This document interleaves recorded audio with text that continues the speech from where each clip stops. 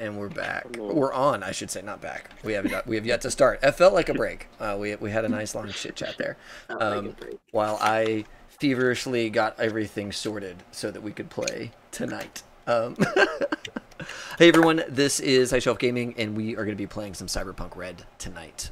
Continuing part 2, chapter 2, whatever you want to call it. Midnight Runners, the nomads out in California. We were hanging out here in lovely Sacramento.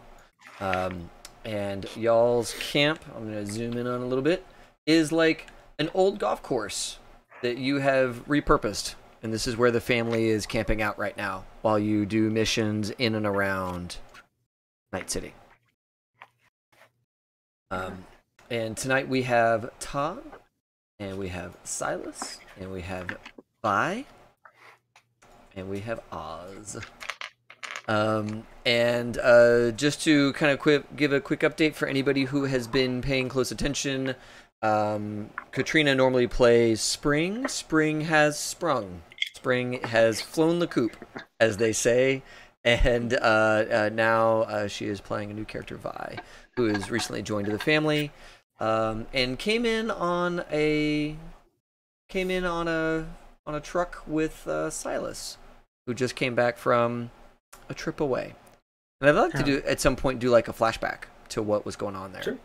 We do like a little flashback scene of Silas and family in the secure location with Dr. Weiss. Yes. That would be fun. If you knew where it was, Silas would have to kill you. Right. Yeah. Yeah, like I'll just put question marks all over the map. It's like, this is a mountain. Question marks. Mountain. Right. Which one? Yeah. Yeah, you're not allowed to know. Yeah, not allowed to think about it.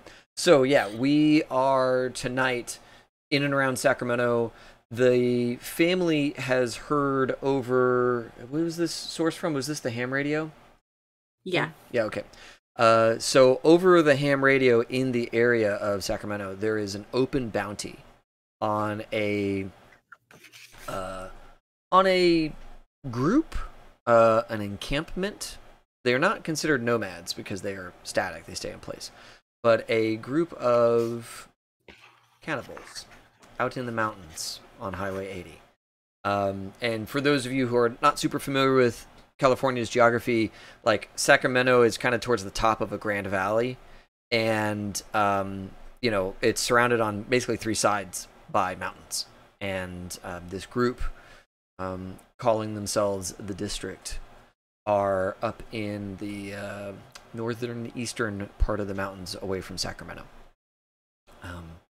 And they have had a bounty on them for some time now, few hundred credits kind of thing, and a few hundred of local script, the Smud Bucks. But recently they apparently abducted a politician's I'm not gonna say like partner, because it was like a scandal, but more like their lover, their like tryst. And the bounty is quite high to go and recover this person or punish the encampment, the district, for doing their cannibal thing.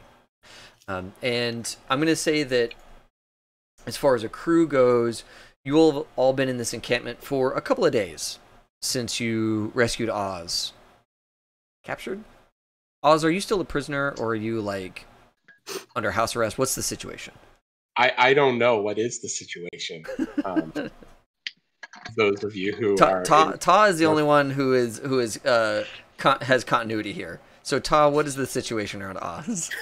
That was great, huh? That great. He's been keeping an eye on him, maybe a couple bugs in and around his usual places. So it's like a spy versus spy thing, because Oz is a clever fellow and has some technical skill, and so you find bugs, you throw them in the trash. Ta recovers them later on, cleans them up, and rehides them. And then you send them back to eat his bugs. It's constant Back and evolving. forth. Yeah. Yeah. Like Good. I make decoy bugs that like I want him to find and throw away, but actually it activates the regular bugs. So It's very complicated. Good. Hey, Dave. Yes. Is the bounty to get the lover back or to do away with the cannibals? Yeah. So there is a rescue bounty. Yes, the answer is yes. There is a rescue bounty of what was it? Sorry. There's a rescue bounty of $2,400 or credits. Oh, smud. No, of like real credits. Real money. Yeah, Okay. real money. And then and like a rider on that, or not a rider, but like a bonus of that in Smud Bucks if the lover is alive. And we'll name him. Let's name him. Let's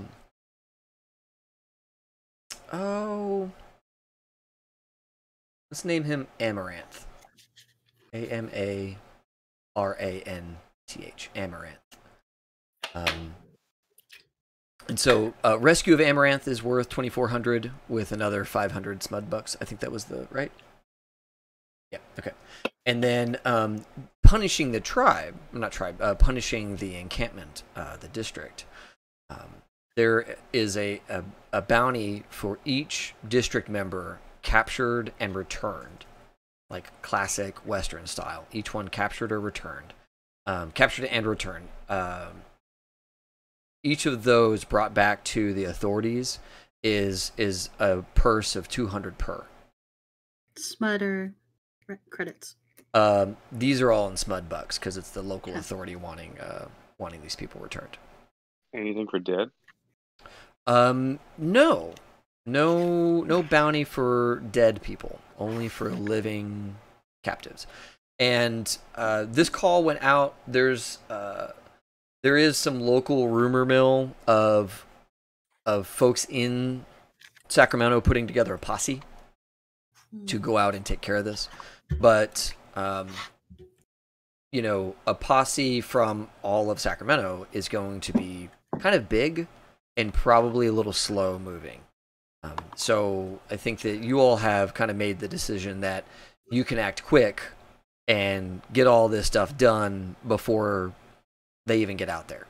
But there is kind of a clock on this, and there's an expectation that there would be a sizable posse heading out that way, in a day or two from now. Okay. So before we get too far into that, Silas and Vi, the two of you coming into camp, Silas, you've never been to this camp before. Vi, you've never been to a nomad camp at all. So coming here, this is kind of nestled in between two highways. It has great visibility in terms of what's going on around it. It's on like an old golf course. But Silas, it's not the whole family, right? It's just the edge runners and a couple of like very specific support staff, and like one security tower or security container that's put up on its end, right? And it's a different vibe, right? Because Curry Goat's not here. The rest of the families are not here. It definitely feels like a trimmed down version of the family. And like you're missing people, right? Like you've been gone for a while and you came back and you've been like, there's probably some faces you would like to see. They're just not present kind of thing. And Vi, for your sake, this is coming from the kind of lifestyle that I imagine Vi to have had.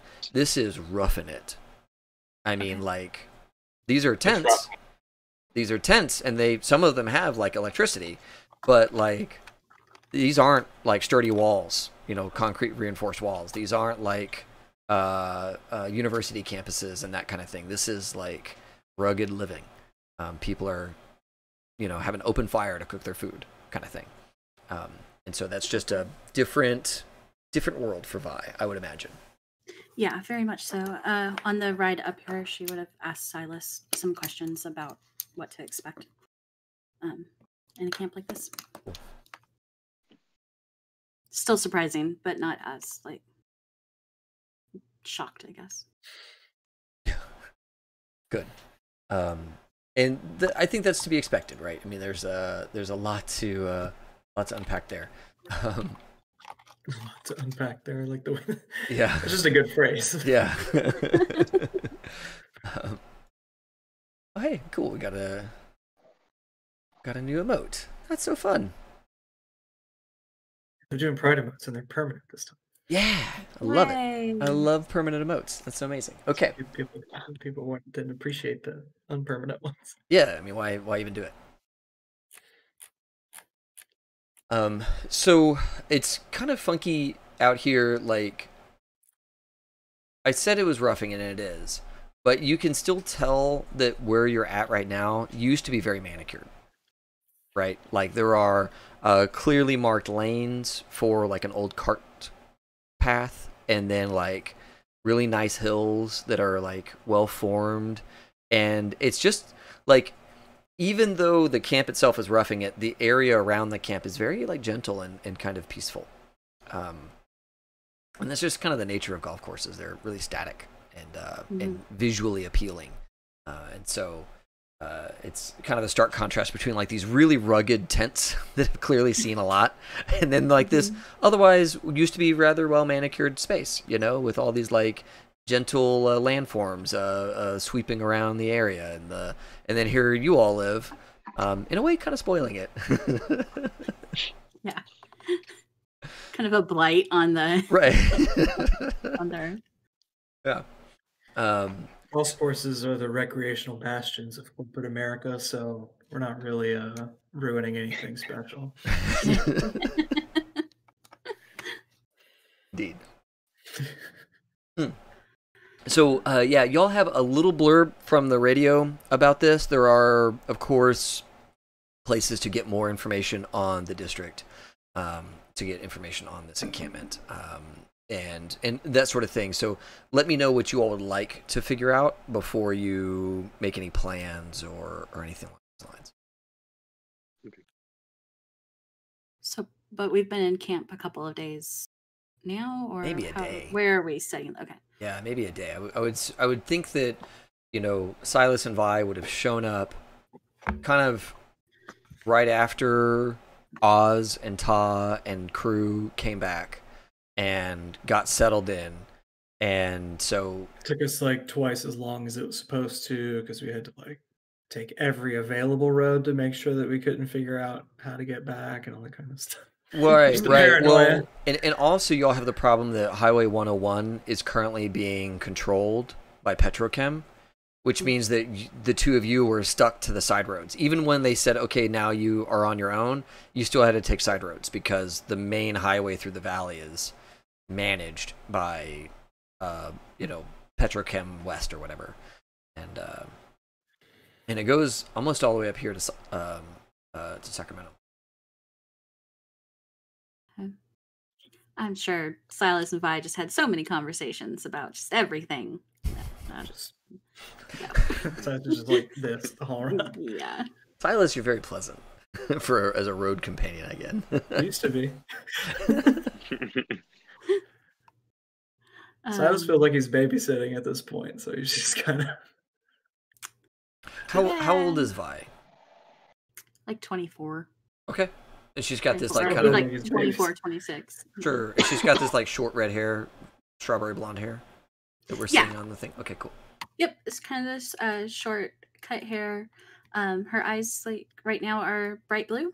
Okay. But I think Silas for sure has seen them be different colors. Silas was and 19, but that's not important. Yeah, I know. Yeah. Road age. Not He's had a hard He's been through 19. some shit.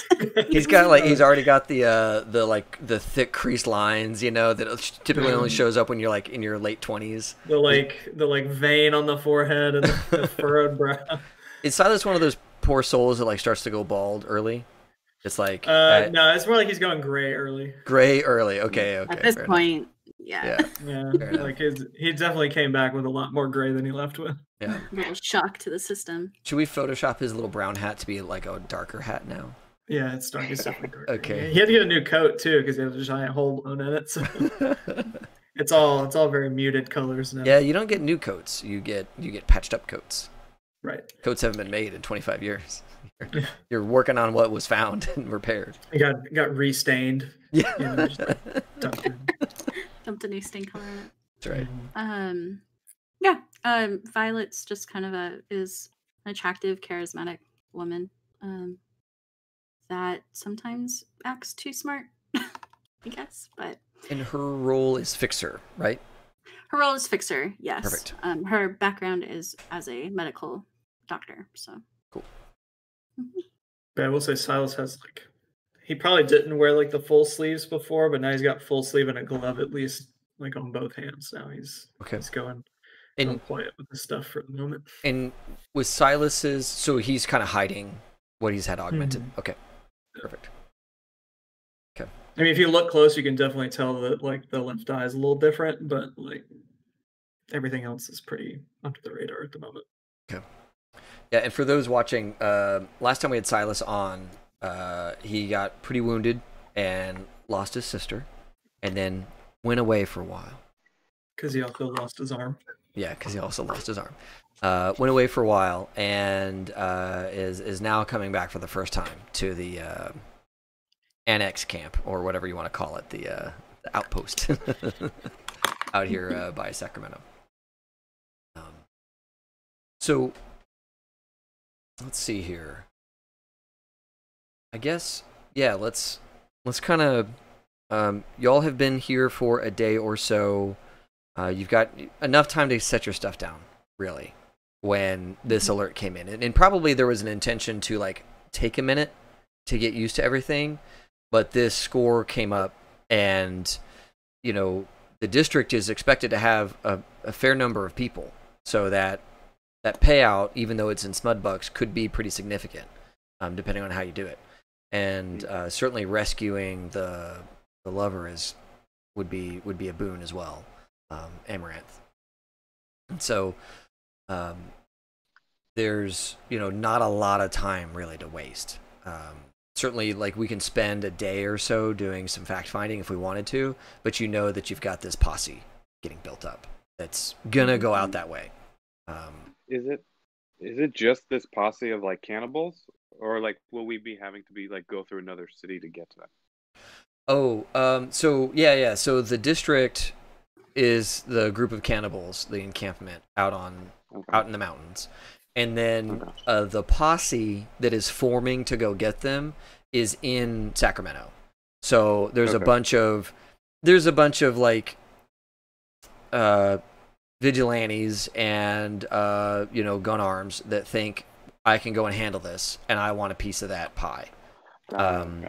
And the understanding is that there's a fair number of people that can be captured at the district, and so the expected payout is significant for the posse. That's why there's probably 30 people or maybe even more gathering together to do this. But logistically, that takes time, right? Because they've all got to sort out their stuff, figure out their power structure, and all of those things while they're doing it. And there's probably some nominal sheriff or deputy from the SMUD security forces that are going to be involved in this as a liaison. And so there's just stuff that needs to be done for them. And while they're working on their bit, you all have this window of opportunity. Got it. Okay. Cool. Okay. Well, it's a smart move for the family, right? Money's good. Yeah, and it sounds like it's in credits and whatever these SMUD dollars are. Yeah, and you would know, Vi, as a fixer, that this is also a political boon for you all. Okay. Because this is an official bounty from Sacramento, and while the Midnight Runners haven't specifically been implicated in anything, there is this kind of problem that is out there that could come back to bite y'all in the butt. But if you had some currency on the front end, that could maybe buffer that. Okay. So I think we take. Vinton's not around, and I hear he's the leader normally. Is that what the hell happened while I've been gone? I feel That's like, what I and was then told. All right. What was that? and Tom? then Ta would come in because I'm sure he's been hiding. He's been putting bugs on Oz and around Oz, but he's been kind of hiding, and so he comes through the flaps of the tent and looks very different. He looks a lot taller now. He usually like is lanky, but now he's like very confident. He looks a bit thicker. He has hair. He has a brown overcoat. He has a handkerchief. He has an eye patch and a mechanical scar over one eye. He has slicked back hair, and he's holding a hat in his hand. Like a cowboy hat or like a baseball cap? A flat brim cowboy hat. Huh? And he goes through and goes, "Hello there. My name is John Wesley Morse. People call me JW. Nice to meet you. And is this the big man Silas over here?" And he goes over and gives you a bear hug. And he feels all your cyberware. And then goes, Oh, he touches you a bunch. Man? He touches you a bunch. mm-hmm. You want to take two steps back there, friend? Hey, just trying to show you that I remembered you. All right. JW? JW. Where's Tom? And then like he'll put his like hands in his face, goes, "It's me. I'm putting on a persona." And then he goes, "JW. And who is this lovely lady? Enchantée, mademoiselle." And like looks over to you. Vi is just confused. Super confused. but she's I not imagine laughing her as I looking am. at Silas to figure it out. Silas is also just like, No help whatsoever, huh? I'm Dr. Violet Fleming. Pleasure to meet you. Very nice to meet you. I'm guessing since this seems to be like a gathering of those in charge, Oz is not there until he's told to be there. I don't know who you are. So. Right. So. Oh, I think it'd be silly for Oz to not be there. Yeah. I mean, you can't leave the camp, there. but you can be anywhere within the camp. You can be Right. there. Plus, we're gonna need someone to get info. So. I mean, in the actual meeting of the planning of saying we're going out. I think it'd be better to have him there to be in the loop because I know Silas for sure isn't going to want to repeat himself on anything that's decided. Let's say I would have like brought him with me, so I would have made my grand entrance. So Oz is also confused. Yeah, you're following me. Yeah, following JW. What was the actual name? Like JW? What was it? John Wesley Morse. John Wesley Morse. But yeah, nice to meet you, JW. Just call me whatever you want. And you see like a little slip of just Tom. Just call me whatever you want. JW's fine. All right. And who's that fellow behind you? The fellow behind is doing this kind of motion. This is Oz. Oz, say something about yourself. Hi. I am the great and powerful Oz. Most people just call me Oz. Also, occasionally Skippy, Skipster, Skip to my lad. Okay, that's good. You're good. No, good. Oz. Got it. Violet looks back at Silas. They weren't like this when I was here a few weeks ago.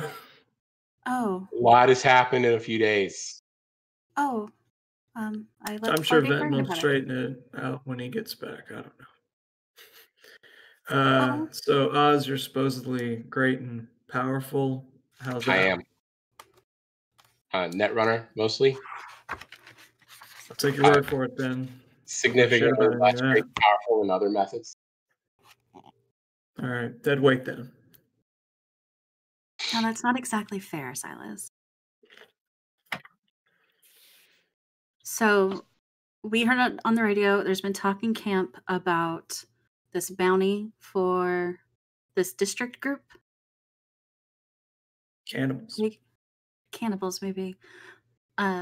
Given that I've heard there's been some tumultuous times around here, perhaps maybe we need to get some good favor with the city. believe there's a train that we need to get through here. And maybe that was busted. Regardless, we need more information on what we're going to do. It sounds like we have a small window where we could potentially rake in on this if we work together. What say you all? I'll follow wherever he goes. Where do we Who do you say that about? I don't really say it to anyone, but it's like kind of maybe hinting towards Silas, but it's not really towards anyone. Where do we need to go and figure out more about this? Because cannibals in the woods ain't exactly the most specific thing I've ever heard. Right, that's a very good point. And does have a good point. Mm-hmm. How close Gotta do go you talk to these smut fellows. Smud. I know. Oh, he did it on purpose. Yeah. He knows he did. That's like the new New York slogan for the virus. It spells slut. It's like strong, loyal. Like I don't know. It's united, and then like it's wild. It's wild. I don't know what the fuck's going on anymore. Do you think you could get into the net and get us some information?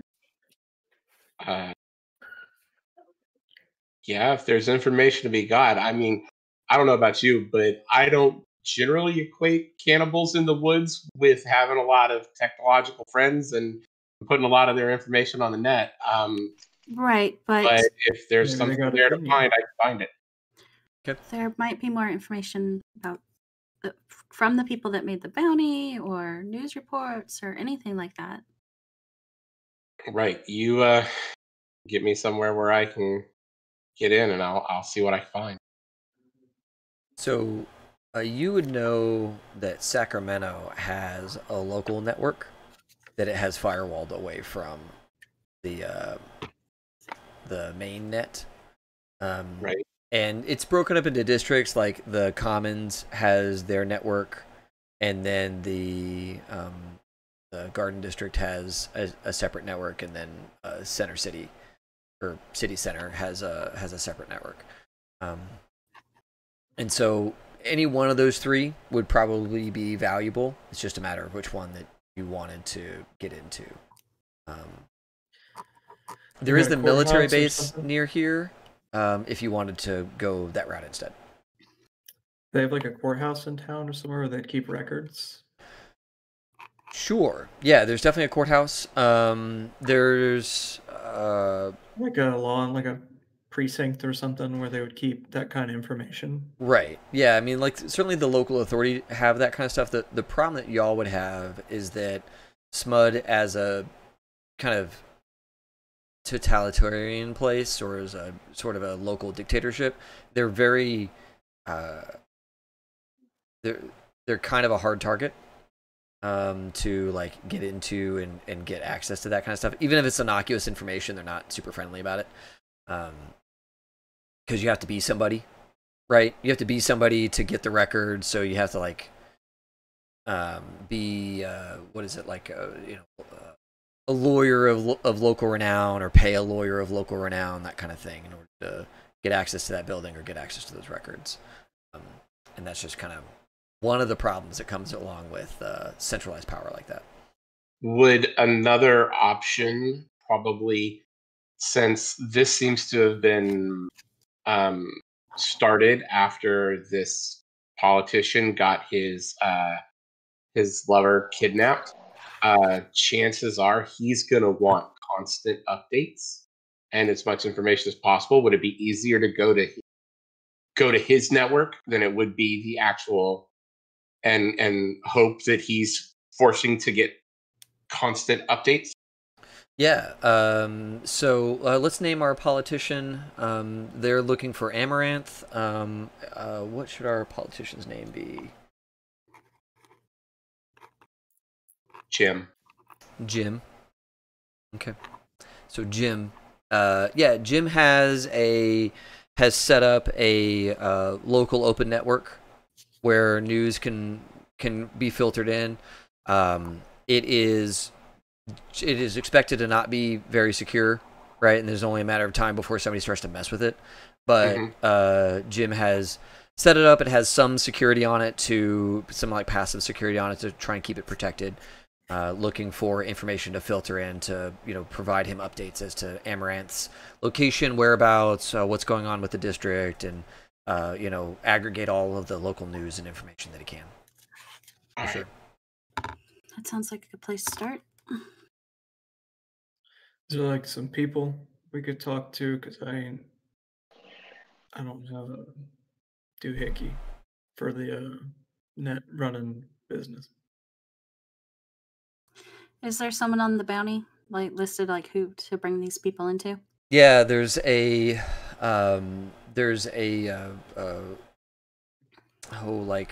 SMUD security. Not, I want to say police captain, but it's not a police captain. It's a SMUD security forces liaison. A woman by the name of Rebecca, Lieutenant. Rebecca Draper. And she is currently liaisoning with the posse that's coming together, but she's also the person that should be brought any bounties or any claim on the bounty. Let's go try and get a meeting with her. That'll work. Yeah, easy enough to get a meeting with her. Anybody who's interested in taking this on or provide information about what's going on, she's. Her people are ready to get her in front of you all. Okay. Now I'm new to this here family, and so I don't know exactly how things work, and if we're gonna take this on, what sort of resources do we have? Do we have somebody in the family that we could maybe send to join the posse? To maybe get inside information from them that they could radio to us or something like that? Is that something we could do? Or is that something y'all could arrange? Yeah. So there are people here in the camp that are doing stuff, but they could attach themselves to the posse. In order to do that from a system perspective, we would roll, let's see here. Anybody who is a member of the family can roll their Kith, which is a special ability for nomads and all that kind of stuff, or street deal, right? Or some kind of social roll to convince someone to kind of drop their tasks for a couple of days and go and be a member of the posse and be helpful, but really not that helpful. They're just reporting back to you all. Right. So yeah, that's definitely something that y'all could do if one of you wanted to try and talk somebody out of doing their tasks otherwise.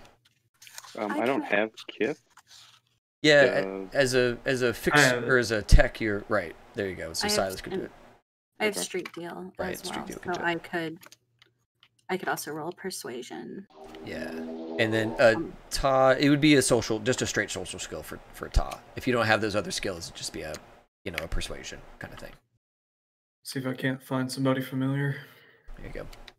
So what all do I add to that? So Silas, just roll your Kith or your warrior skill.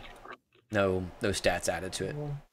1d10 plus 7. Mine's 11. Awesome. Oh. Cool. So yeah, it doesn't take Silas very long at all. One of the nice things about you coming back is a lot of people are very happy to see Silas, right? And so you kind of go through camp a little bit, and there was this. Oh man, I forget the kid's name, but it was the kid that had to climb the tower to paint it a bunch. Way back. Dexy made him do it. Mm-hmm. Yeah. Yeah, that kid. Yeah, and I mean it's been a minute. It's been several months, and he's gotten into a couple of scraps, and he's got a gun on his hip now, and he looks the part for someone who would be kind of adventuresome and go out and take care of this. Oh, cool. Mike is checking. So yeah, you find him almost straight away, and I mean, Timmy, there he is. So Timmy would be great. He obviously looks like the sort of kid that they would want to have. They're like, all right, yeah, come on out. You stand in front. you know, and he's like, all right, I'm gonna stand in front. Yeah, so I was be just like, hey man, we need you to got some kind of posse forming to take down these cannibals up in the hills or whatnot. Okay. We need you to go join in with that posse, and don't be too suspicious about it. We need to know what they're doing, and if you can give us a little bit of a head start, that'd be appreciated. Oh, like I'm a spy. Yeah. You're a spy, man. You're a spy. Absolute spy. Yeah, that is technically undercover agent. But don't make a big deal out of it, man. These guys don't play around from what I've heard. All right, anything to get out of painting this stupid tower thing again. I hate this. So gotta get you some gear for that, man. What should I do if they find you? Should I stop them? They find like let's say I'm with them, I'm telling you what they're up to, but then like they stumble across you. What should I do? Well, we're not technically opposed. We're just not going with them. So I think. Okay. Oh, okay. Right. We're both trying to do the same thing. We just want to get a little head start so we can get a bigger cut of the pay. Okay. Gotcha. So should I I move a lot faster than them anyway? So I mean, just play it cool. Okay. Should I do anything like slow up their vehicles, do a little like engine work, that kind of thing, or? Don't get yourself killed. How about that? That's job number 1. Okay. So just hang out. Yeah, pretty much, and just let us know what they're doing. Okay. If you see a golden opportunity and no one will know what you're doing, then use your best judgment. But remember, job number 1 is don't get yourself killed. How about that? Okay. And if you can do both, then sure. But that's the first job. All right, we got to have somebody paint the tower, man. I can pat him on the shoulder when he says that. Might get myself killed just to get out of this tower work. All right, fine. You are irreplaceable, Timmy. He looks at his bucket of like red paint. So, okay, if you say so. Thank you, Silas, for giving me this chance. I really do appreciate it. And he gave you a gun. That's a step up. I did end up with a piece. That's right. So, let's just hope you don't have to use it. Right. Because if they tell me to shoot you, I'm not gonna shoot you. By a lot. Miss by a lot. Oh, okay. All right, Silas. Well, I'll see you. He heads off. Go join the posse. Mm-hmm. All right. Well, Timmy should be. I don't know. That's we got about a 50-50 shot. Like immediately, it's a risky biscuit right there. Did anybody give him a radio? Sure. He would have a radio or something. Sure, he has some kind of communications device. That's just checking. He's really excited. He's so excited he left without like lunch money or anything. Yeah. Like, do we need to pin the fiver to his collar? Meals are provided, right? And they're all like, no. All right, well, let me catch this here rat, and I'll just eat it or whatever. Timmy's about a 50-50 shot, but take a look at the camp. That's about the best we got. So. Okay. Well, let's get cracking then. He's motivated. That's the most important thing, right? He wants to look good, Silas. He wants Silas to like him. So, it's a hard boat to row. He doesn't know that. Timmy's like, oh man, I'm gonna do something for Silas. Talk to me. This is gonna be great. You need to actually roll. How does empathy loss work in this system for cyber tech? Because yeah, like you should have less empathy now. So we'll just know that you have less than you started with, and we'll figure it all out. Work. When the rules come out, we'll figure out how screwed you are. But for right now, you have less. Right. How many did you start with? How much did you start with? 5. Okay, cool. Yeah, you're not doing great. Okay, like you're down in the 3Zs and 2Zs range until we figure out more. I figured. I'm gonna go ahead and be a little proactive and just call that 2. All right, there you go. So, next up, you're gonna go to this open network, this kind of pop-up network he's provided to try and gather as much information as he can. Sure. Okay. That is going to be in Sacramento. He's probably got a node for it in all 3 districts because he's trying to pull information from wherever. But it's all going to be within the walls of Sacramento because our person here, was it Jim? Jim is not going to leave the safety of Sacramento. Right. That sounds like a weird local politician. Yeah. Jim Davies. Before we leave, can I see if there's another pistol? Just if I could have another pistol from the armory. Sure. Roll a d10. So look at the armory on Legend It's like Keeper. 2 now, maybe? Yeah. I got a 5, so I don't think that was going to beat a 2. Yeah, I don't think so. The Midnight Runners armory, nope, no. Their armory is a 2. So, Okay. I mean, I don't know. Like, you want a second pistol? Yeah, it was the second pistol. Yeah, I guess they would all be used. Maybe Timmy has the last one. Timmy took the last pistol. Yeah. Yeah, what was her name? Hacks. Hacks, like, we had one. Timmy checked it out. I'm sorry. Are Hacks and Mailbox with us? Yeah, Hacks and Mailbox are with you all. Good to know. Yeah, because you all, the armory, right? Y'all paid to have the armory boosted. You're the ones using most of the guns, so Hacks went with the armory. And then also you're the heaviest users of the vehicles, so Mailbox went with you all. Now, Mailbox had a couple of lackeys, and they're still back at the main camp, keeping the rest of the motor pool going. But Mailbox is here kind of as a one-man show with his chrome dome and his flat face, keeping the vehicles going. Good to know. Going into the city, I'd want to keep the pistol I had.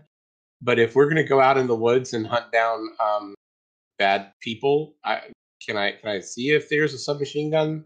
Totally. Yeah. Go ahead and roll a d10. Just roll a d10 and roll 20. Yep, and be as low as possible.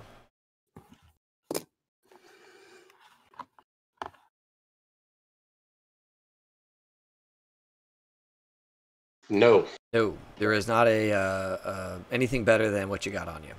Okay. I'm not going to hit with it anyway, so it's fine.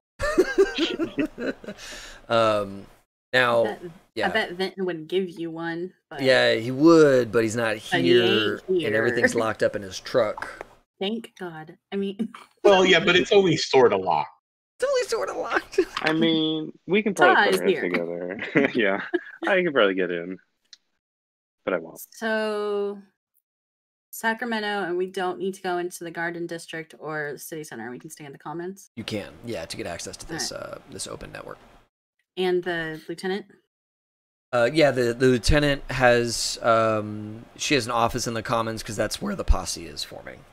Okay. The posse is not made up of like Garden District people, right? Or yeah, it's made up of folks who want to use violence to make a better name for themselves. So it's like a lot of the folks in the Commons and people from outside of the city who have come in, right?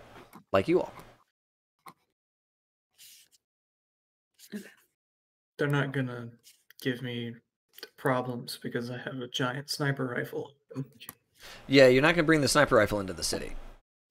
They'll let you bring a pistol into the city, especially in the Commons area, but nothing like assault rifles or sniper rifles or anything like that. Anything interesting has to stay outside of the city. Yep. And the Garden District doesn't let you even have pistols. Just the Commons are like, oh yeah, this is the bad neighborhood, so you're allowed to have a pistol. Even though it's not like really all that bad, just the local what is it? Rumor or reputation for the Commons is that it's not a great part of the city. Okay, so what do you all want to do first? The network or meeting the lieutenant? Network's fine. Okay. So I want to do this like kind of simply.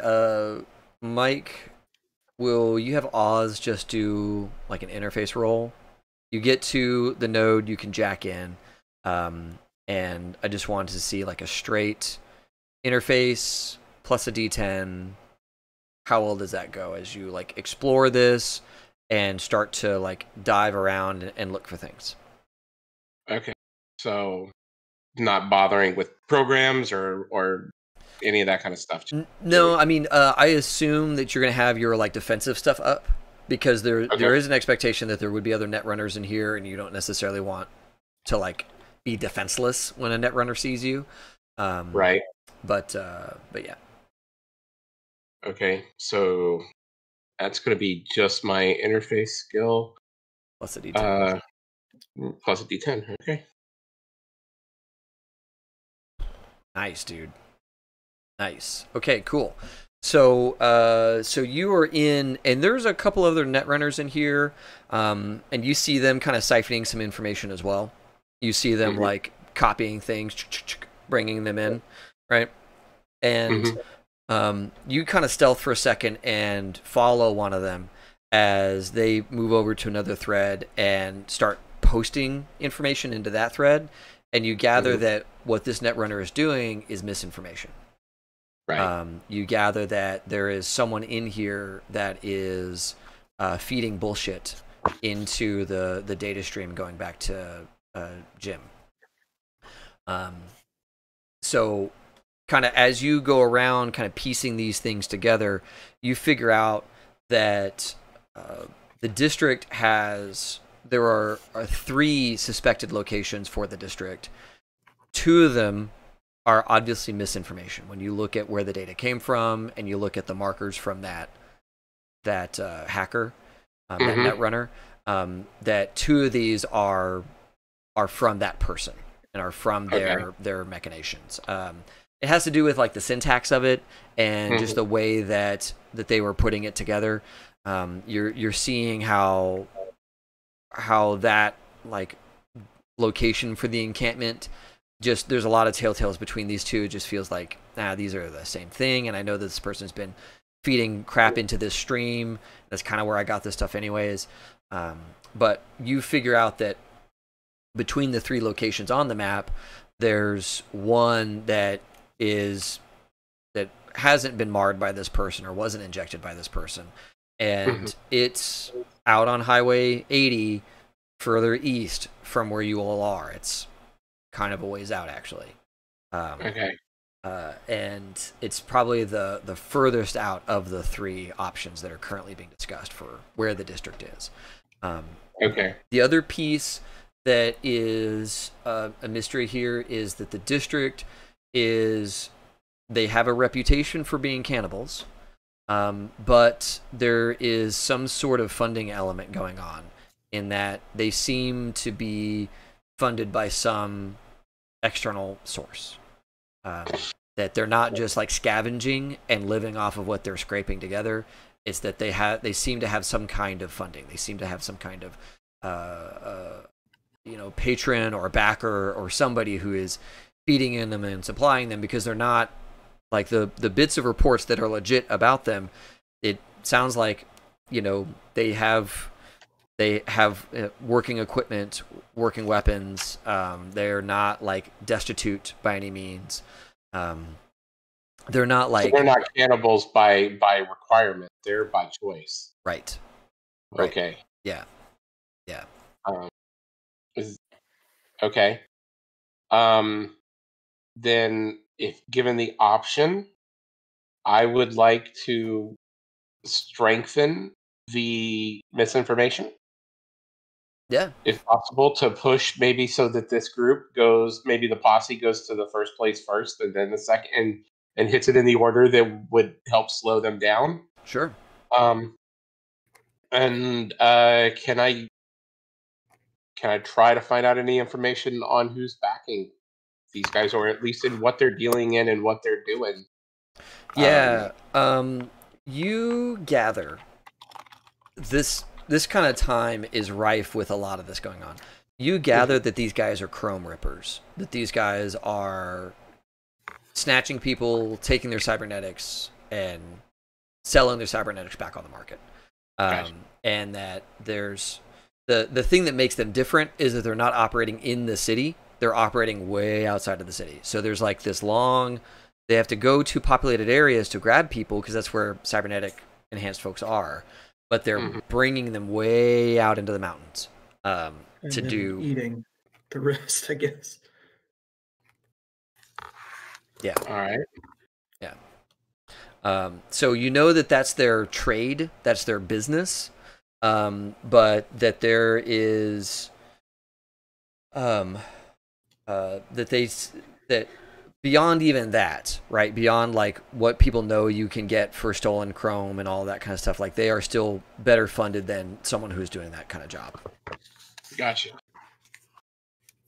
Okay. I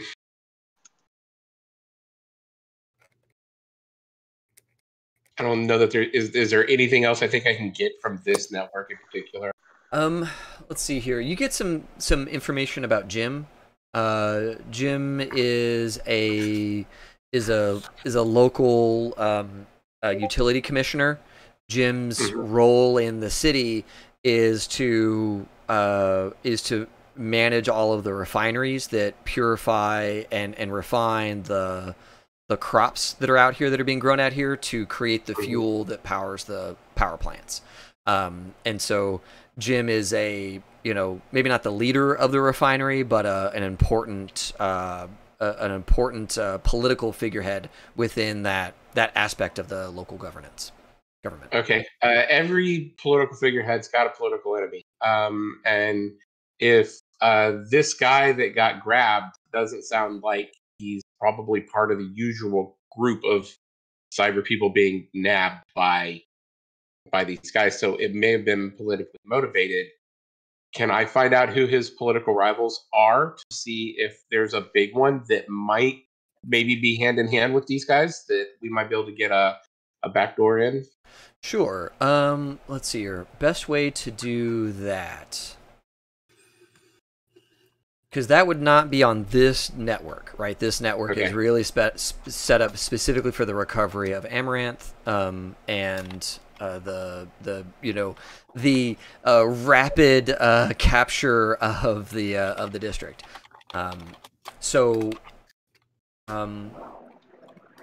What could you do? Tell you what, let's have you go back and you'll join maybe some other city network that has maybe some rumors and that kind of thing. But let's get back to some of the other folks, and we'll chase that one down next. Okay. So, Vi and Silas and Ta/JW, are you all going to meet with the lieutenant? Yes. Okay. All right. You get a scheduled meeting with Lieutenant Draper, and she's down here in the Commons, right? Probably off Highway 50, so it's not too tough for you all to get into the Commons and find her office. She's in a SMUD security building. But there's a lot of commotion going on right now. You can see a bunch of people kind of milling around outside of this facility with pistols and big long coats, and they're kind of talking. You can see them like breaking up into little groups, and Timmy is there amongst them, and you see him trying to like work his way into some of the conversations. He's like kind of on the periphery, like just listening in and trying to inject himself, and like he sees you all and does like a little nod and then goes back to his business. As y'all walk into the office. Fantastic. Oh my. Don't look. And he looks right at you and goes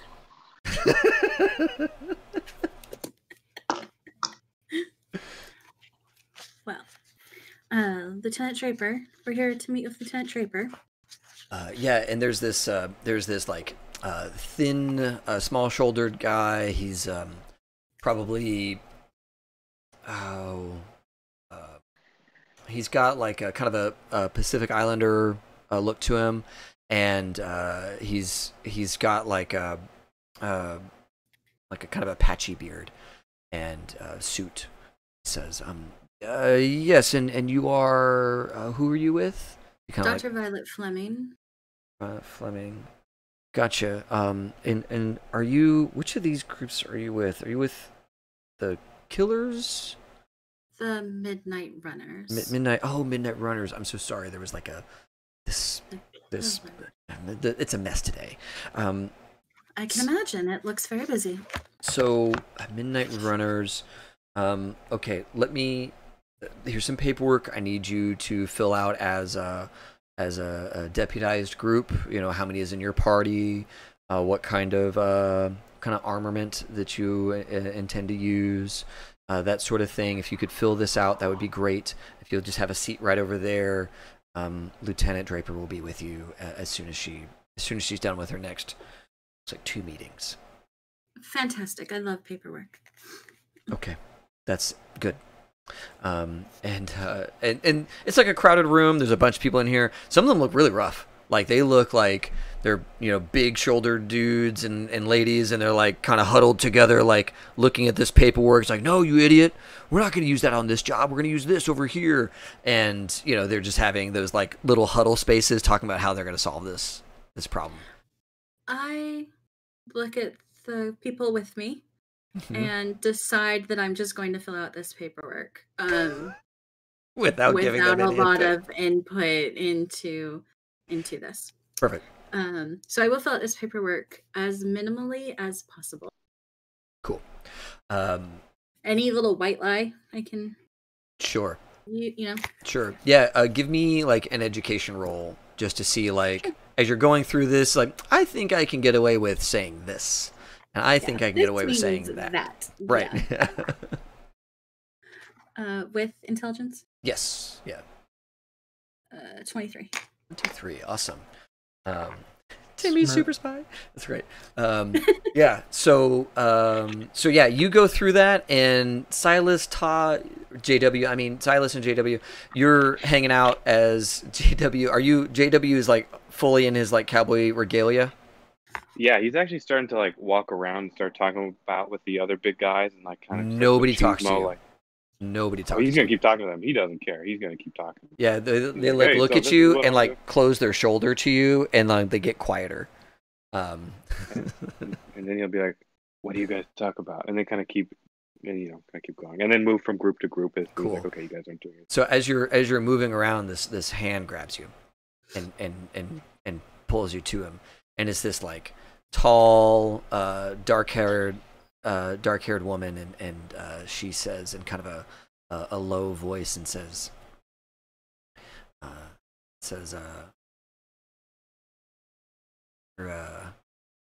you're minding the merchandise quite a bit here, aren't you, fella? What's it to you?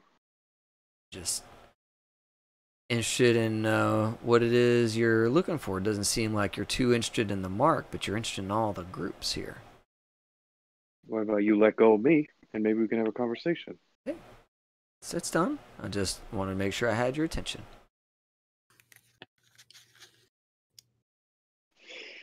Just a friendly guy. I like talking to people. That's all. Okay. All right. Well, just wanted to know what you were about. Have a good day there. What's your name? Oh, we don't need to get into names. I think that's a little too far, but just want. Well, you did start off with touching me, so I think it's at least fair to start with a name. For me. I'll tell you what. Why don't you call me Miss Orange? Okay. Miss Orange. And you are? JW. JW. Nice to meet you. It sticks out a hand, like a very firm handshake. Cool. Okay, then. And she shakes your hand. Very shaky. like a little over eager on it and everything? Yeah. Perfect. Mm-hmm. Okay. Good. Silas is kind of just staying to himself and just kind of listening to all the conversations, just running it all through his cyber audio. Mm-hmm. Okay. Some of his new tech, you have to hear somebody calm before you can figure out if they're stressed or not. So he's just every voice he hears is running through. Cool. Who all does? I think Silas, Ta, and I have cyber ears, right? Cyber audio.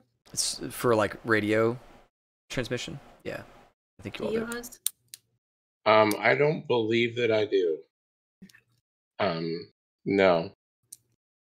Communication is the most powerful thing in any of these RPG games. Don't meta. He's all good. Yeah, I mean you're jacked in the net anyways. In a bucket. God knows how long. Okay. Bucket boy. Yeah. No. Yeah. Okay. Yeah. Yeah. You're moving to your other network right now, and so. Yeah, you're listening to these conversations. Give me like a perception roll, Silas, with like a +1 because of all your. The problem is that you've got too much audio, right? But there's opportunity here for you to learn something about these crews. There's perception. Okay, so Violet's just sitting in that like hard plastic chair. Yeah. Oh yeah. Very but like prim and proper, like Sweet. Shoulders back, 21. just filling out.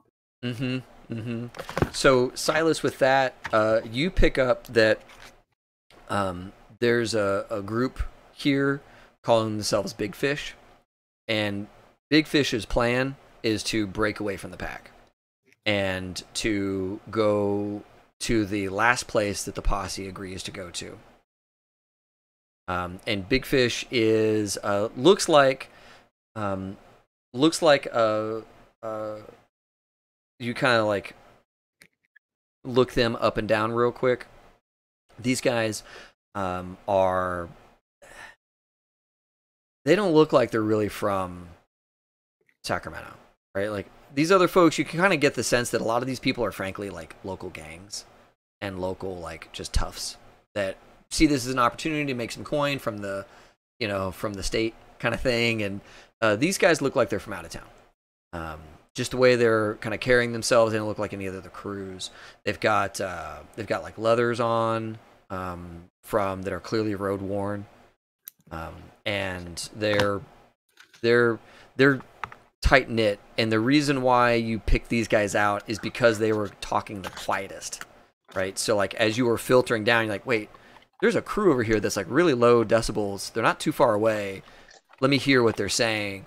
And you figure out Big Fish is planning to, join the posse to figure out what the posse's doing and then do whatever the opposite of that is in terms of priority list.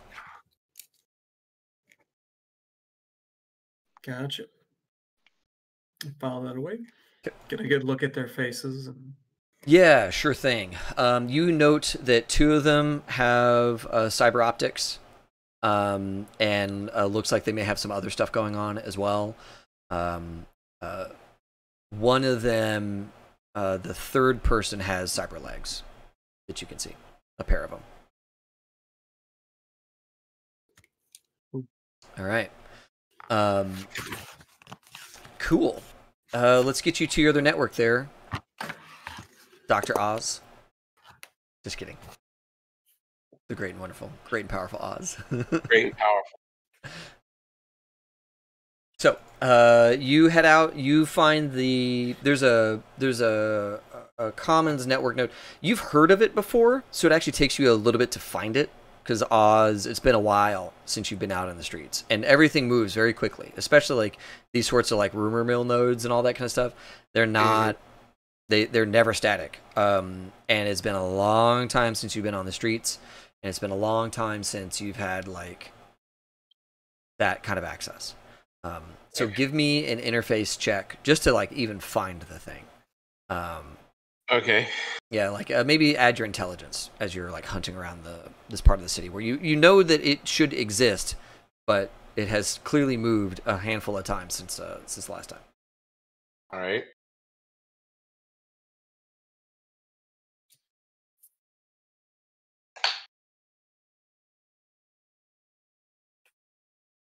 $15. Okay. Yeah. So you kind of cruise that neighborhood, looking for like where you remember the nodes to be, and that kind of thing. And it isn't until you are kind of in the back behind a like an old gas station that you pick up on one of the nodes, and it's like back behind the grease trap kind of thing in behind this this gas station. So it's really unpleasant. But when you get there, there's actually like a little seat that clearly like people come here to do stuff, and you know it's like tucked away behind this this grease dumpster. It smells awful, but you can jack in. Okay. Yeah, I'll go ahead and give it a shot. Okay. Yeah, you hunker down, and like when you're in here, nobody can see you. You're like in the back corner of this building, and you know you're flanked by other like dumpsters and the the air conditioner unit and all that kind of stuff. And you know you get kind of hunkered in there and jack in. Give me an interface check on your like exploring this node, this rumor mill. Okay. These sorts of places are a bit rougher, so the expectation is that everybody has their defenses up, everybody has their like teeth ready to go, especially if you're like not a regular, right? Once you're a regular and you've got local rep, people mess with you a lot less. But kind of coming in here, day one, you get kind of challenged. So 12, right? Yep. Okay, cool. So, Dr. Oz, you come in and it's tough to get a lot of access, right? You've got to do some stuff to kind of prove yourself that you're not part of SMUD. You got to prove that you're not like a fuck up. You got to prove a lot of things. But at the end of your effort here, you do figure out that Jim, what would we call him? It's a commissioner of yeah, Commissioner Jim.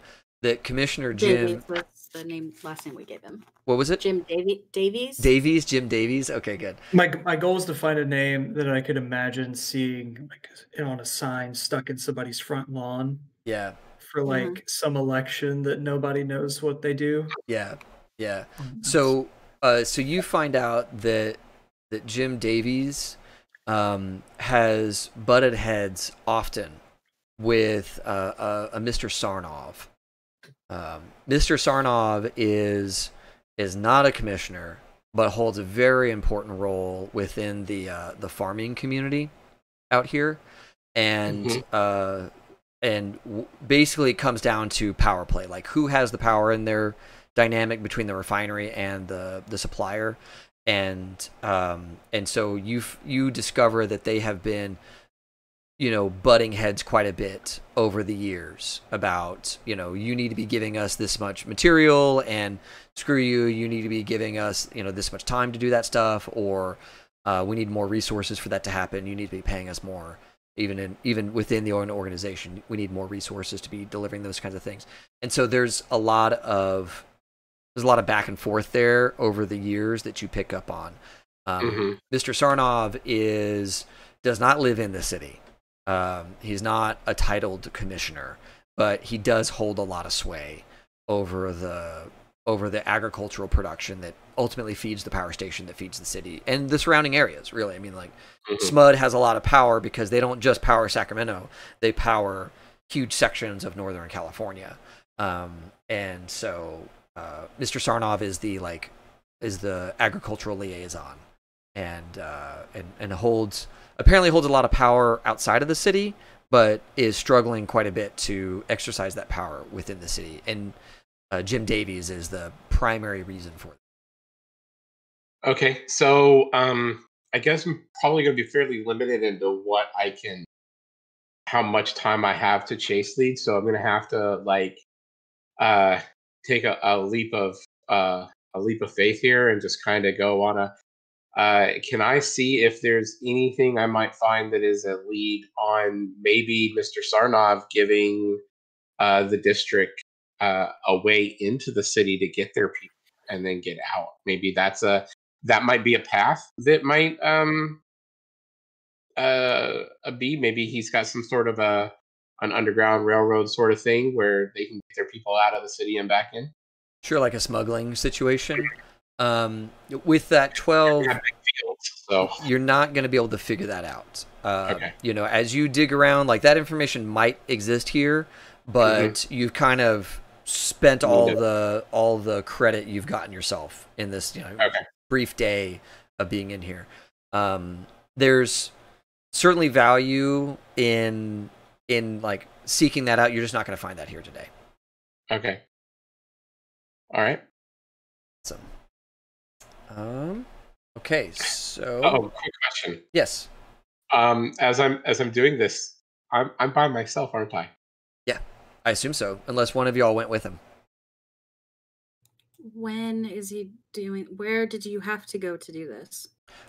In and around the commons area. One of the nodes was up here, kind of where y'all were, and then the other one was down here in this right off Highway 99. Well, okay. I have no dog in that race, so I don't care. I barely know who the hell he is. Right? Yeah. So Ta, I think Eve and I are out. Right. It's the question of how is the family treating Oz is the question. Yeah. I think that so Ta left him there. Okay. So yeah, you have free reign. Okay. I don't know that Violet and I don't think Violet knows that he's like a prisoner. She just thinks he's part of the weird part of the family.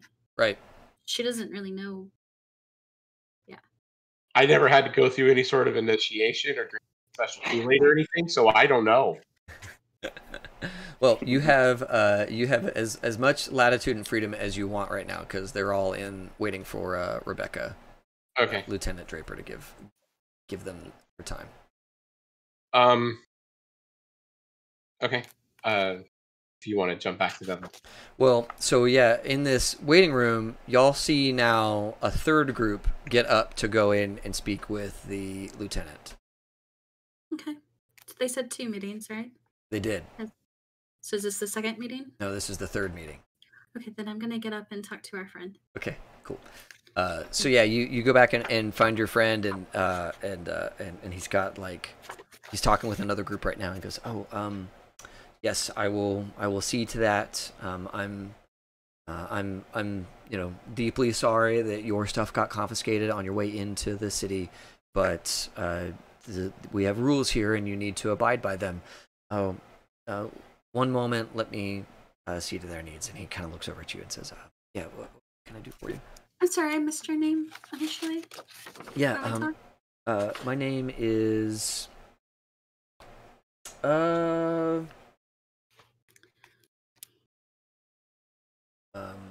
name is Philip? No. My name is Moduk. My name is Moduk. And is he wearing a uniform, David? Yeah, he's got he's got a badge. He's got a SMUD. I guess a SMUD employee badge that kind of just details that he's allowed to be in here. Looks like it's a loose identifier that he's is part of the security forces, but he himself is not an officer, kind of thing. Rank. Okay, yeah. Awesome. Yeah. Modi and Dr. Fleming, like I mentioned before, right, said the doctor. that there were two groups up before we could see the lieutenant, but it has been more than 2 groups, and I'm sure that everybody has told you this. There's timeline. Could we get in sooner to see the lieutenant, please? Yes, I am so sorry.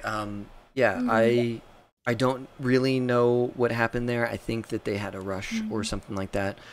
You're next. You're next. So you just when they come out, you'll go in. Okay, I will. And where would I find you? I'm going to be right there. You're gonna she points to the chair that she was sitting in. Okay, excellent. Yeah, I will. Next time when they come out, I'll come and grab you. The next time when they come out, David, I am going to walk in. Okay, perfect. So yeah, there's this moment where they're leaving and like there's another group going towards the door with you, like at the same time as you guys, and Moduk is like engrossed in some other conversation entirely. So I will. There's this moment where you all are all heading towards the door. Who's going with you? Are all three of you? I'm going. Okay. Yeah. I got two big guys with me. Yeah, exactly. And there's this other crew, right? And they're not small either, but we're gonna do like a stare down. So you're the one leading this because you're the one like heading to the door first. And there's this moment where your crews, you and them, all kind of lock eyes with each other, and it's like who's gonna yield, right? And it's like you're not heading directly at each other; you're both heading towards the door, but you're obviously playing a chicken game here. So I need you to make a where is it? I need you to make a persuasion plus cool roll. Okay. And it's going to be versus their persuasion plus cool. Cool. That a D20 is not the right die, friends. There's no place here. Get that out of here. Indeed. D10s. I'm gonna burn a luck. Okay.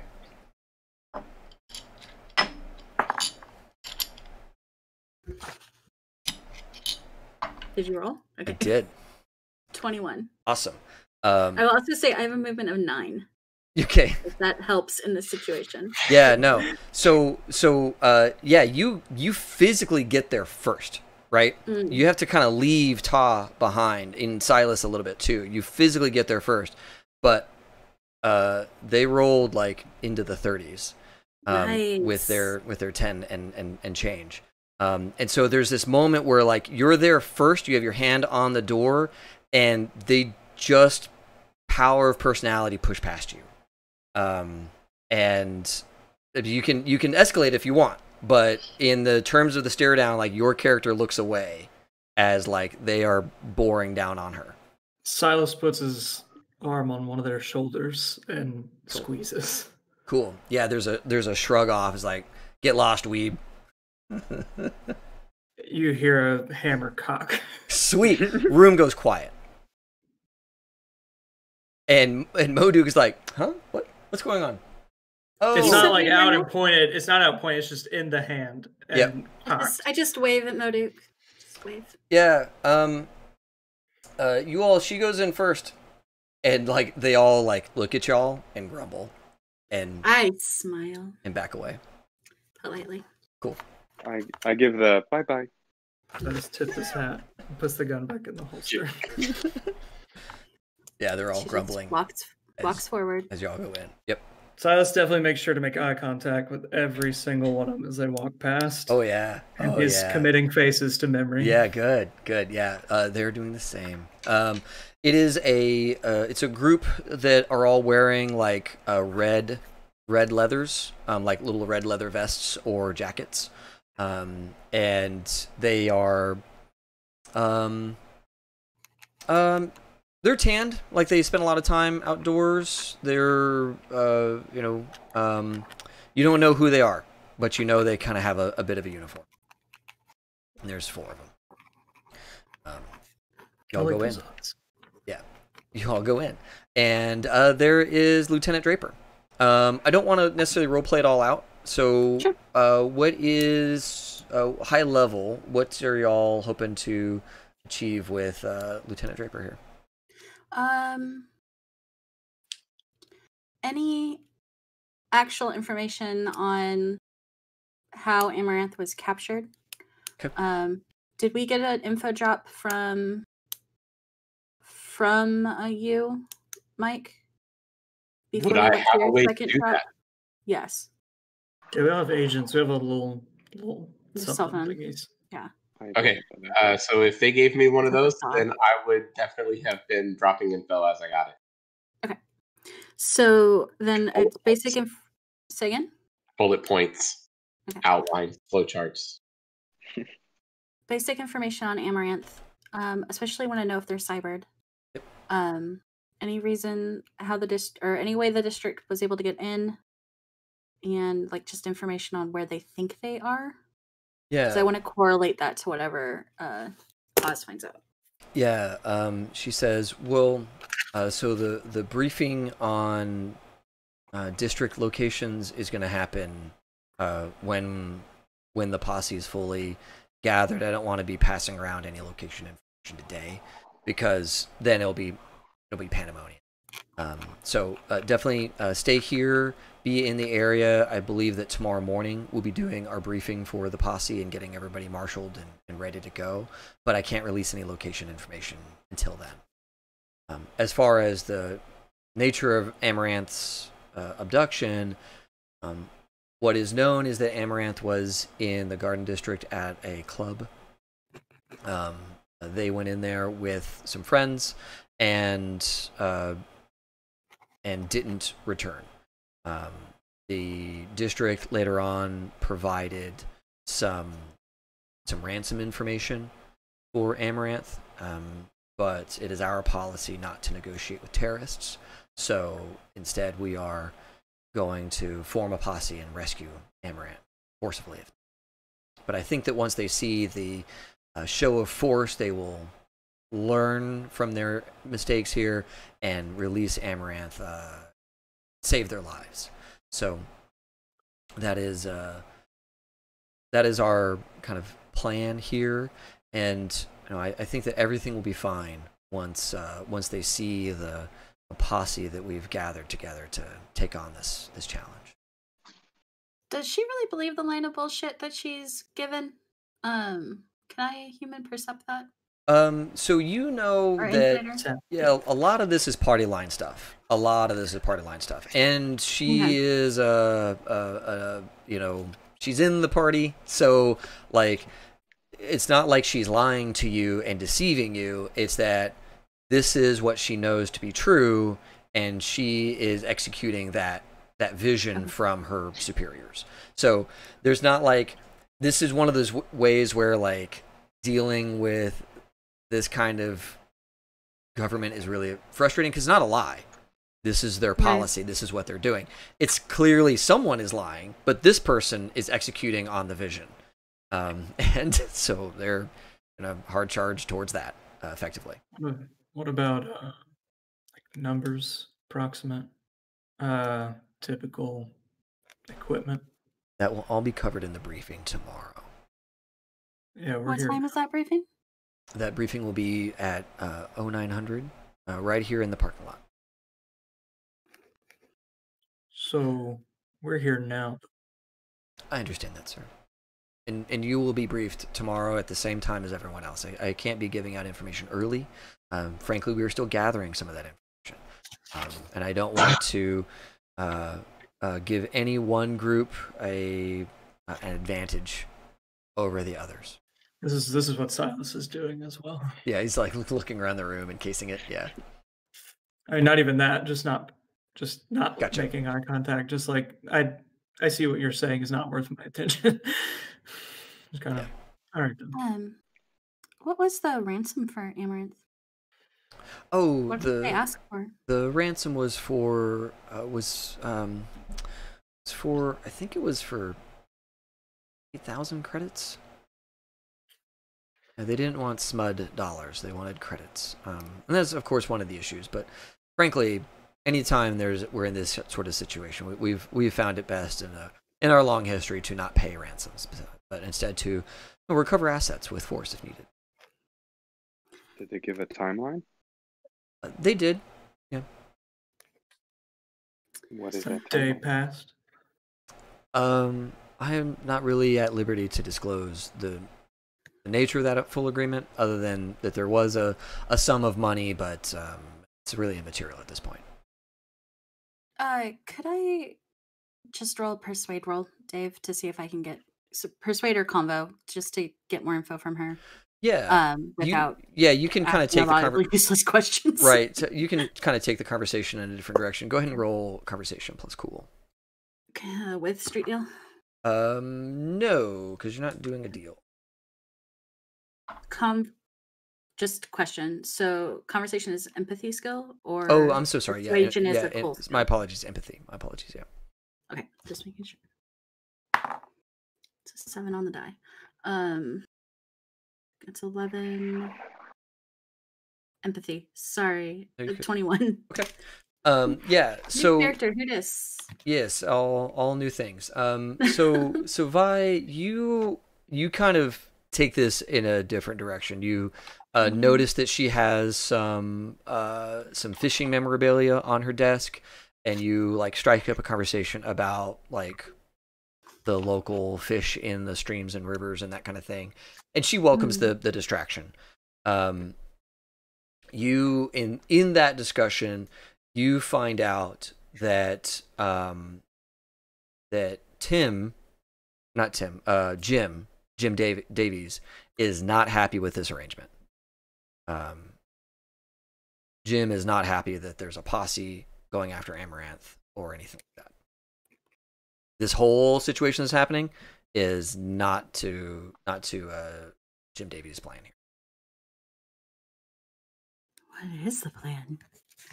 You don't know what his plan is, but you know that the state has decided that there is a way they're going to solve this, and Jim Davies is not super pleased with the ruling that Smud has come down with.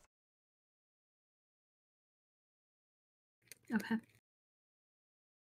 But otherwise, yeah, like really actionable information, you're not going to get out of her. Okay. Well, thank you for your time. Good luck with everyone you're gathering up. See you tomorrow morning. Indeed. Does she know you're lying? Give me your persuade. Can I be honest as a character? I think Violet thinks that we're going to show up tomorrow morning. Oh. Does she? Yeah, actually. Okay. I was literally thinking that the entire. Okay. Okay. Cool. Yeah. Then that is totally fine. Sorry. No, I just know y'all aren't. So I thought y'all all knew that. No, I don't. That's what Timmy's for. He's gonna fill us in when we're halfway there. Yeah. I mean, I think Violet, at hearing the constant no, you'll get information tomorrow, and not knowing exactly what Oz is going to have. Yeah. All good. Yeah. All good. Okay. All right. So yeah, y'all leave. The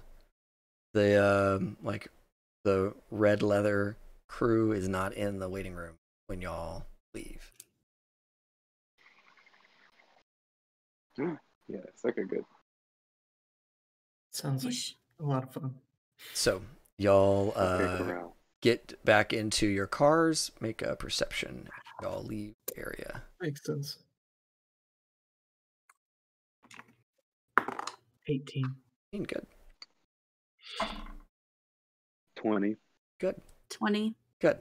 Yeah, so it's you expect it, so it takes you a little bit to discover it, but you make pretty soon after leaving this area, heading wherever you're heading next, that you are being followed by 2 cars. 2 ground cars, should be specific. What are their tires like? Their tires are tires. Okay. I don't know.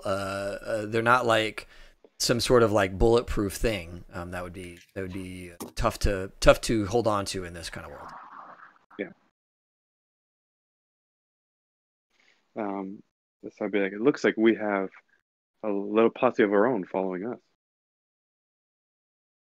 It's a bad idea for them. It's unfortunate. I'd say so. Are you guys coming to pick me up, or was I asleep in the back seat? Oh, you were waiting outside. I was at a different location, so we're coming to get you. Okay. Yeah. I get Who's Don't worry. driving?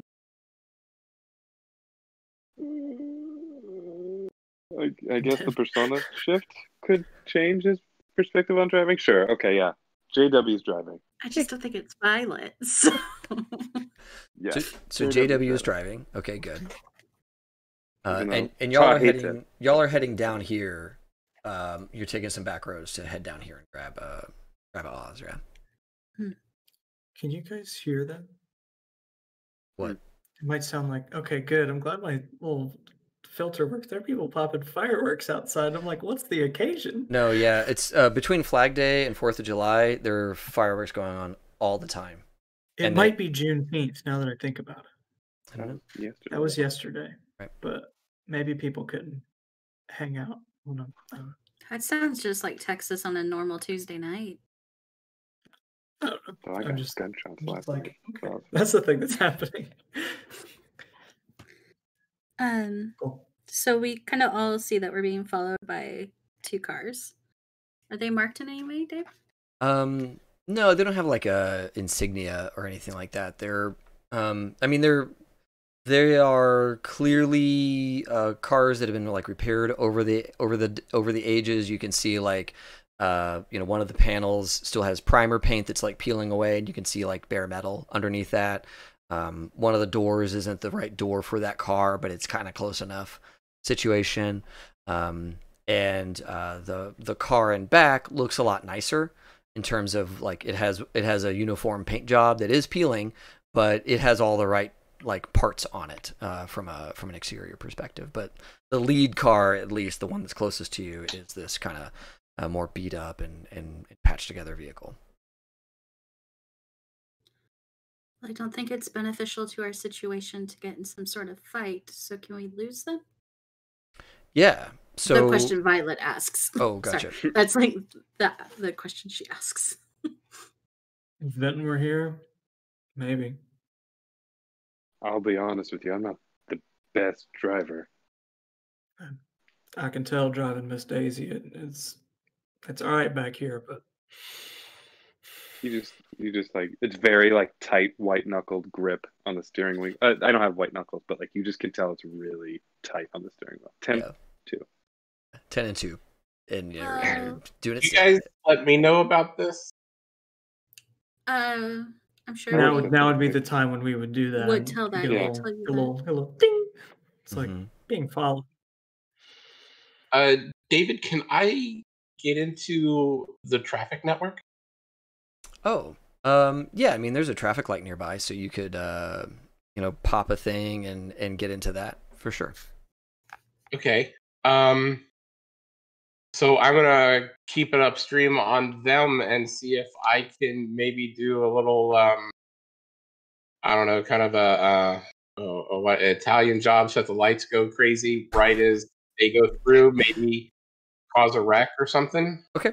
Yeah, give me an interface check. This is not easy to do, but just for expediency's sake, I don't want to do a whole hack on you.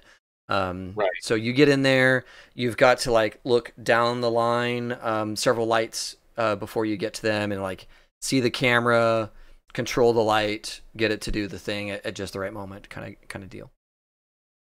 Maybe knowing that it's that difficult, like I'm maybe not trying to cause a wreck, but maybe if I can give them more to make it easier on myself to pull this off. Sure. If I can give them a better chance of maybe kill all the lights in the area at that time. Sure. Okay. Yeah. And I'm going to warn them that I'm going to try something, so they should be ready. Okay. Oh, like now that I have cyber hands, it's like maybe starting to really get into the steering wheel now. Yeah. Mailbox is going to be so mad. All right, cool. 13. Awesome. So, and the way I do hacks, just so folks understand, you are doing a versus roll against whoever built this section of the network. So they have some static skill plus a D10, and that's the kind of static strength of this network versus you're trying to hack through. And yeah, you've got like a block's worth of lights that you can get them to either all turn off or all turn on when they enter that zone, whenever they enter that area, which is closer to you. So I mean, they've got to get down to you, but you feel like once they're in the area, you can make the lights go haywire for 30 seconds or so before the system catches on there's a problem and resets itself. All right, I'll let them know. Yep. When you guys get to this intersection, I'm going to kill the lights. Everything will go out. That's when you guys are going to have to make your move. That's the best opening I can give you from here. So Ta, before you get there, they are going to try and move on you. So give me a driving roll to keep them from boxing you.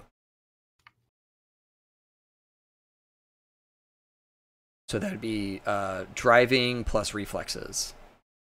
I don't have anything. Okay. I think I should have a minus. Okay. Do you have an education? 15? I have an education of 2. Okay. Gotcha.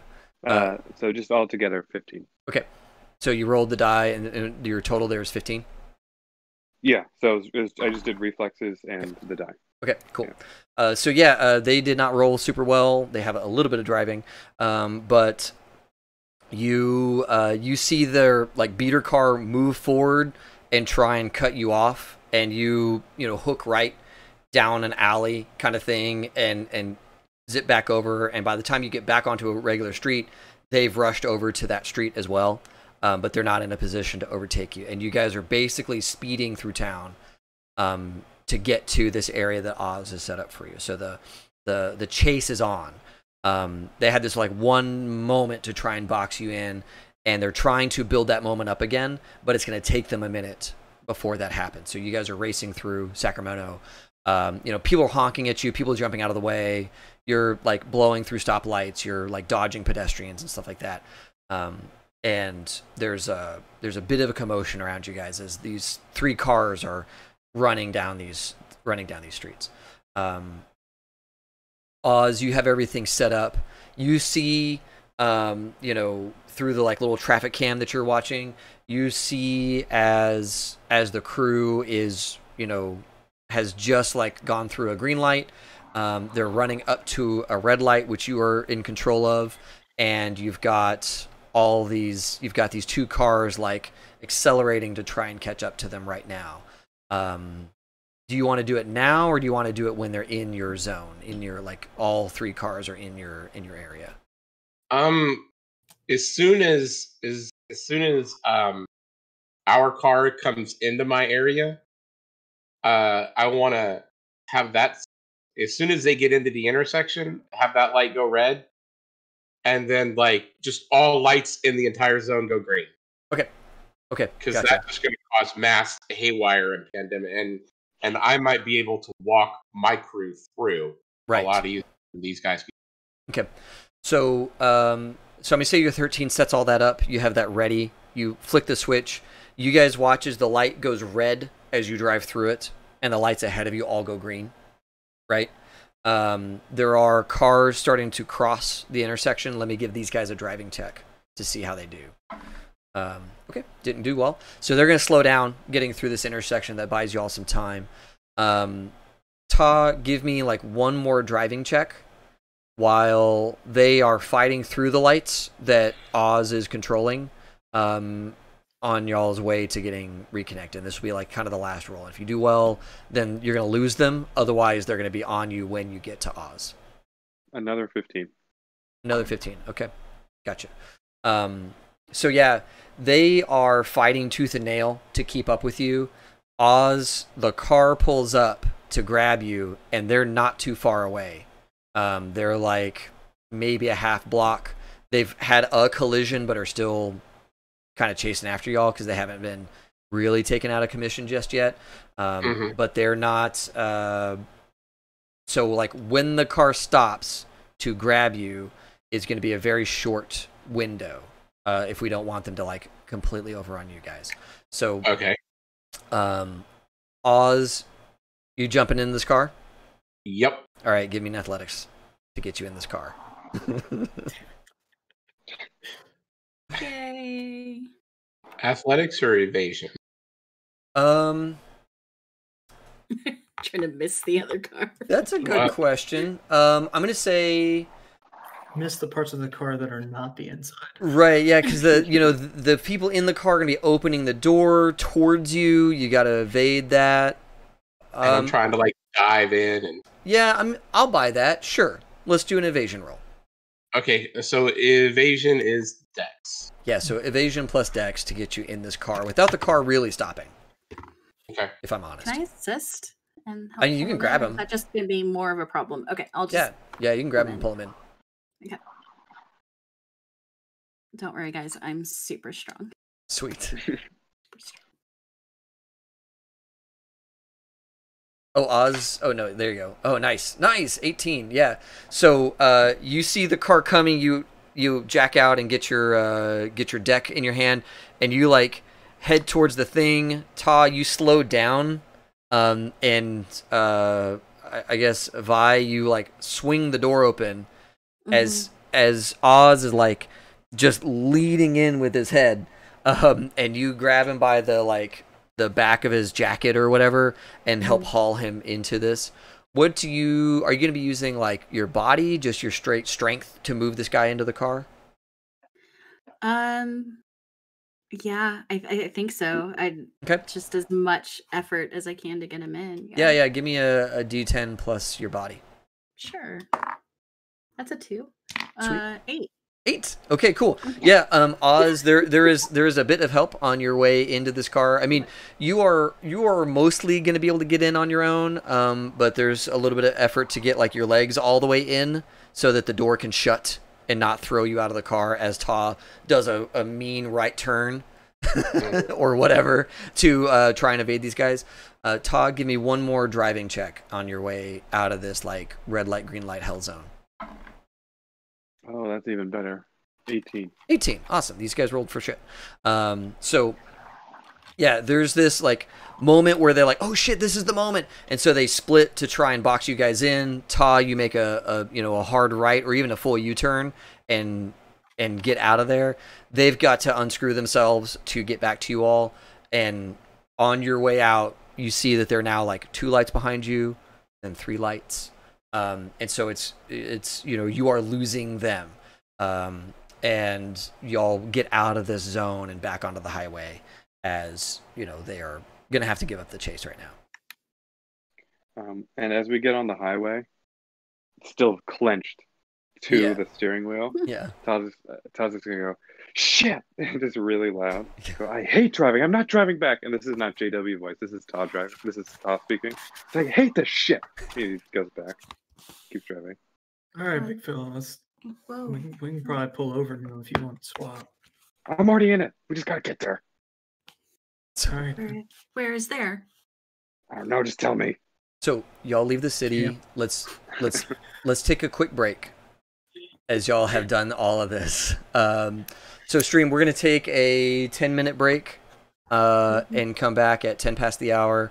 Let's see here. Yeah, I think we're good there. So, let me pull up the hold music area, hold music thing. And so yeah, everybody, we're going to be back in 10 minutes, and we will catch up with our crew in the mountains, headed to maybe the district, I think, which y'all are going to be doing. You'll tell me during the break. Yeah. Awesome. All right, everybody, we'll be back in 10.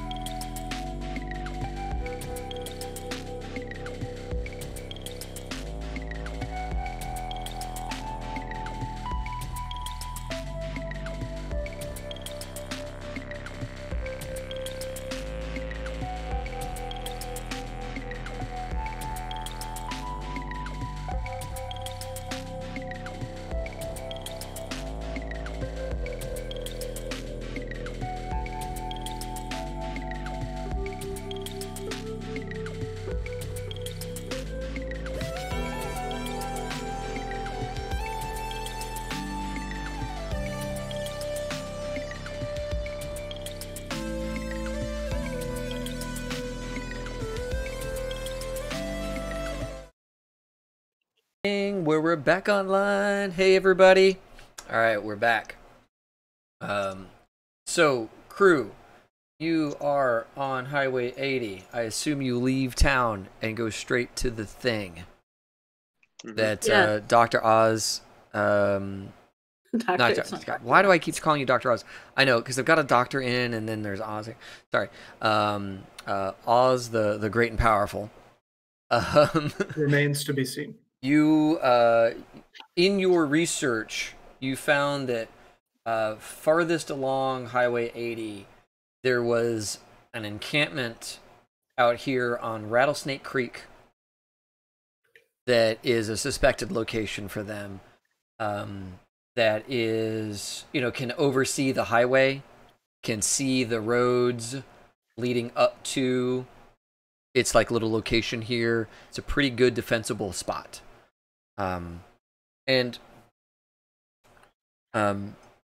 This is kind of on the way towards, I think it's on the way towards Lake Tahoe, but not quite there yet. So you're still technically in California at this stage. Y'all have been driving through the mountains of Highway 80. There's the highway, and it splits and gets together again and splits again, depending on the landforms around you. And you've got, I guess right now you've got a river cutting between the two highways when you first get onto this map. What kinds of, leading up to this moment, kind of what all have y'all been talking about? You've had a chance to share the information that you gathered in the first half of the session, but before y'all are actually here, I want to let y'all have a chance to kind of talk things out and maybe formulate a bit of a plan. So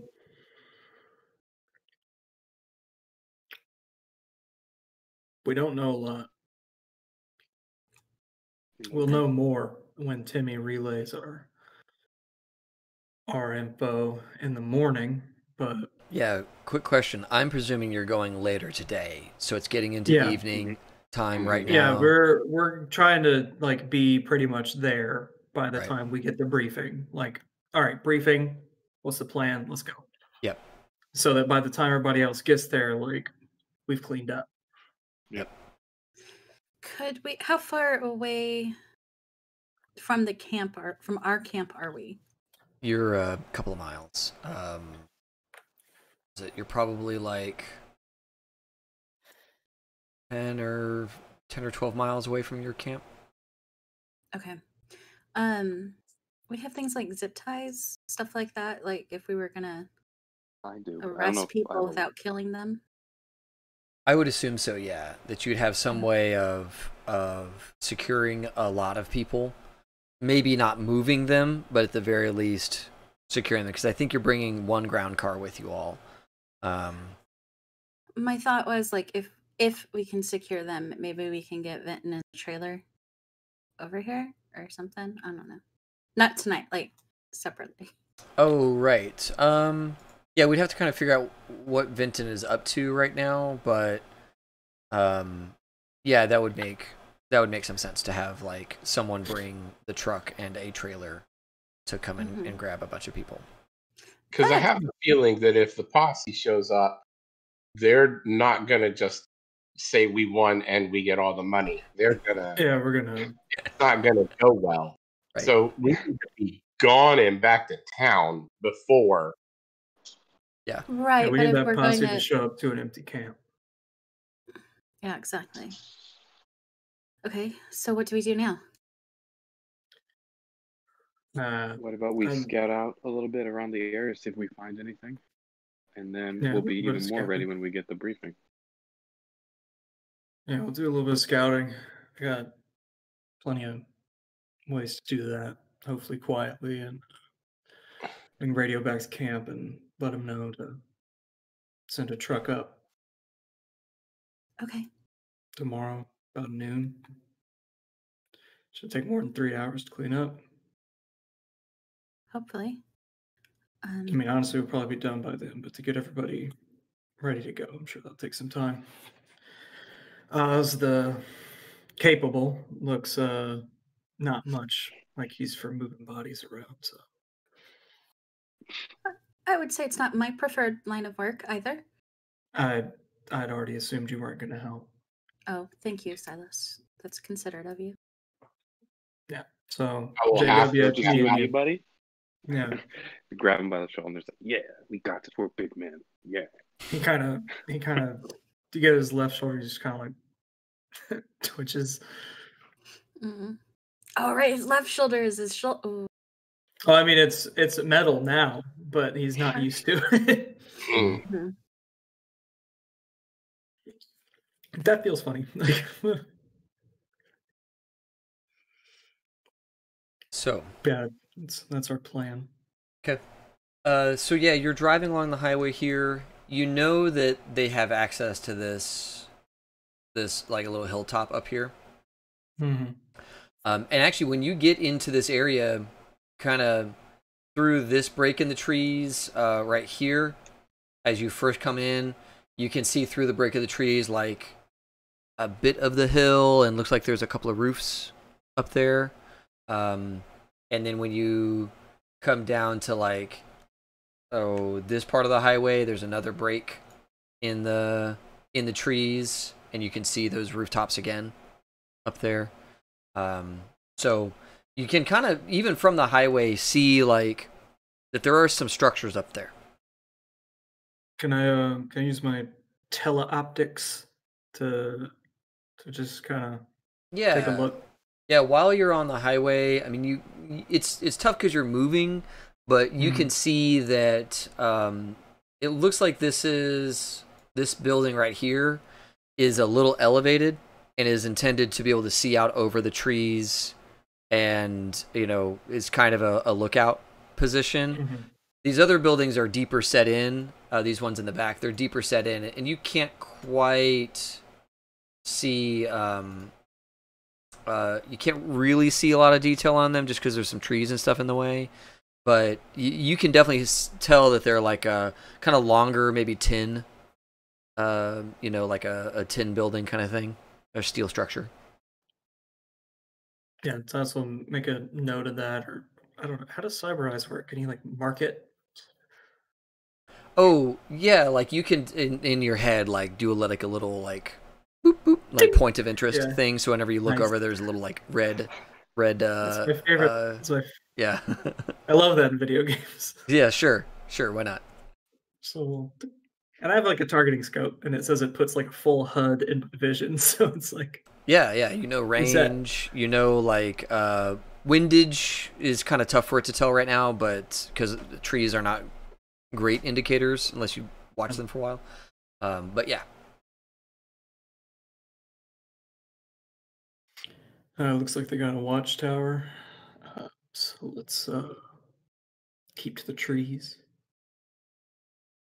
And you all are driving, as far as unless you tell me otherwise, you all are driving along this highway, and before long you're going to be past this whole section of map.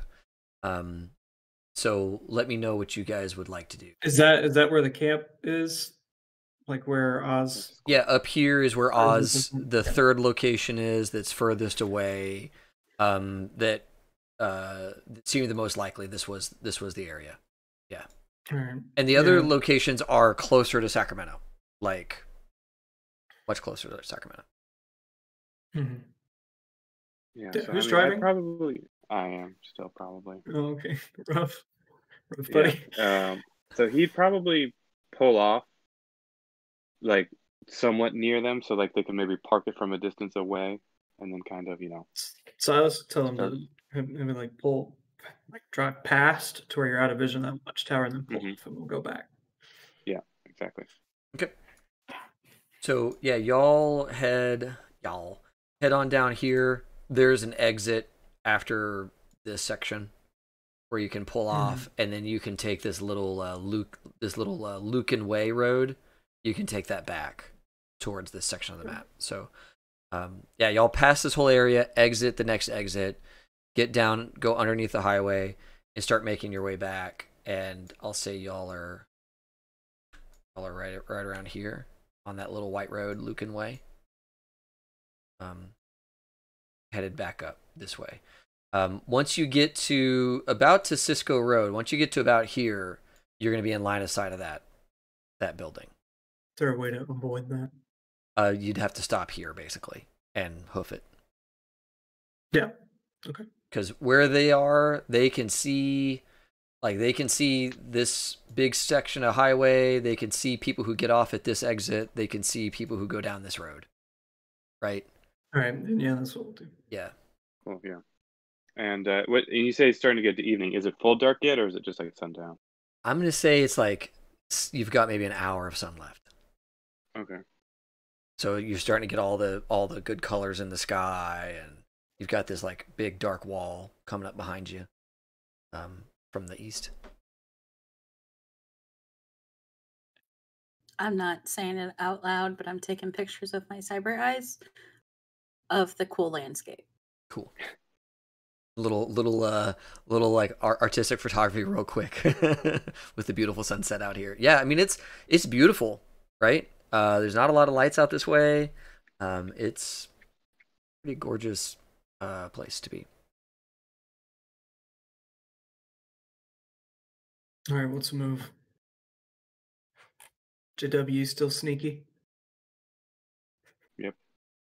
Good. I'm not. Same. All right. Not exactly my forte. Can you at least? What can you do? And he's more looking at Oz than he is Vi, because he has a pretty good idea that Vi's kind of out of her element a little bit. What can you do? Well, they undoubtedly have some sort of a network. If you can get me, maybe if you guys can get that tower to where they're not going to see us drive up, I could drive us up there to the tower, maybe hook into their network from that tower, and maybe maybe they have cameras. I can get a count, at least find out how many are there, find out what's going on. Alternately, I can take a nap in the back seat. How long? Or suppression fire. Really good at suppression fire. I'm an expert at suppression fire. All right. We can't do anything yet, but I'll keep an eye on that watchtower, see when they change watch. We'll take that fella out, and then we'll see if we can. I mean, I don't know if you guys can like sneak up the creek, like Last of the Mohican style, and then like jump up there and ninja chop them or something. I don't know. Yeah, that's kind of the plan. Yeah. Did you say take out the guy on the tower? Yeah. Yeah. Doesn't that give away our position early on in the game? Not if they just changed watch. Oh, okay, I'm sorry. I mean, we got to time this right, is the thing. But we can at least keep an eye out for the time being. All right. We might have to wait till after Timmy radios in, but I'm going to keep an eye. Okay. I'm not the quietest, but looking at present company, it's me and JW. Sneaky like a fox, so I think we can something. I mean, I got pretty good vision. So I got low light vision, so if we can wait till dark, it'd probably be best for both of us. Oh, yeah, I'll do an infrared sweep and see. I have low light vision too. I don't. Can you sneak? Sneaking's a relative term to where you're at. So I'm going to take that as a no, and let's go sneak. When it's light out. When it's light off. Dark. Light off, light on. Ta only sees the world in fluorescent lighting conditions. He's like, it's light off. I'm just waiting for the light to turn on. That's all. So the sun sets. It is darker and darker and darker. This is a partial moonlit night. So there is some light in the sky, but not nearly enough for you to like walk safely without some kind of assisted vision. So the three of you guide, I would assume, guide Oz through the woods. Because otherwise Oz is going to be left in the lurch. I think I probably guide Oz because I'm having to watch the other two because I don't know where the hell to go. So, yeah. Yep. Somebody roll. Somebody roll for me some tracking. I got. Hey, Ta has that. I have a little bit of that. I have one. So if you have more than one, I also have one. What's your intelligence? Okay. Y'all just roll. The two of you just roll. You're in front anyways. Okay. Don't get into a whole like. When the DM is like. Yeah. When the two characters like, well, you know, about 3 out of 10 times I figure it out. Well, I'm a 4 out of 10 times guy. It's like, no. I'm 17. Oh, 17. Okay, great. So yeah, you all are moving through the woods. And as people with tracking, you're seeing like animal tracks and that kind of thing. The 12, who was it that had 12? Me. Okay. So Silas, you're kind of walking through, and it's, I mean, you have low light vision, so it's kind of weird. But you see this like big paw print, like a bear, something. Like on a predator trail, as you're like climbing, going through this like section of woods here on the right hand side. You're all moving through these woods, and you catch like on the predator trail going through this portion of woods some sort of like big bear paw print, right? With your roll, you catch that you see the bear paw print too. Yeah, sure thing. But also you see some footprints that are either following or going along with this bear paw situation. I'll tell everyone to the group that there's a bear and it may be a pet of some kind. It's impressive. Sure is. But not good news. And y'all can kind of follow this, and it looks like, as you're kind of tracking along this thing, you see this freehand real quick. You see these prints. Color here. You see these prints are as you're kind of going through the woods here. These prints follow through the woods, but they're just shallow enough in the woods that they can look out over the highways and roads and all that stuff while they walk through the woods. Does that make sense? Watch bear. Do you think it's from the district or somebody else just looking around? David, I have a question on how some things net running type work. Yeah. I know that you can sometimes connect people with cybernetics. Yes. So on the chance that somebody's got a bear out here that they might have like cybered or something, or put an implant, or if there is a cyber guy out doing patrol, can I scan for that? Yeah, if you're close enough, you can scan for cybernetics. It's a really short range in Cyberpunk Red. It's like 6 meters. So it ain't far. But if you are closer to them, you can scan, and if they've got them, you can detect it. Okay, so I'm gonna like ping that every, so often. Yeah, so you crack open, you power on your deck, and you're doing a scan as y'all are going along. Scanning for Wi-Fi networks. Yeah. Yes, I'm literally scanning for Wi-Fi. Yeah. Specifically, giant cyber bear, just because it'd be hard to train a bear. Right. I think maybe there might be some cyber involved, so I want to know ahead of time if giant cyber bears can try to eat me. Right. Silas has got his infrared on as well. Sure. No, that's good. Because he needs something to help him see anyway. Yeah. Mm-hmm. So y'all are kind of doing this, and you've got a bit of time. I'm like a dwarf in OD&D. Yeah. You've got dark vision. Yeah. So you, what do y'all do next? So you have this kind of information. You are scanning for cybernetics, specifically cyber bears, but really the minute a network shows up in your range, you're gonna know. Right. Yeah. What do we do? Let's get to the tree line and in this, see if we can't. These tracks, they come down. They like come down this way, and then they walk along this way. Just so y'all know the orientation of those tracks. Do we want to follow those tracks back? I think that could yield us some good info. I don't want anybody behind us. Also. Whatever you think's best. All right. Okay. So let's do tracking again while y'all try and keep up with these tracks.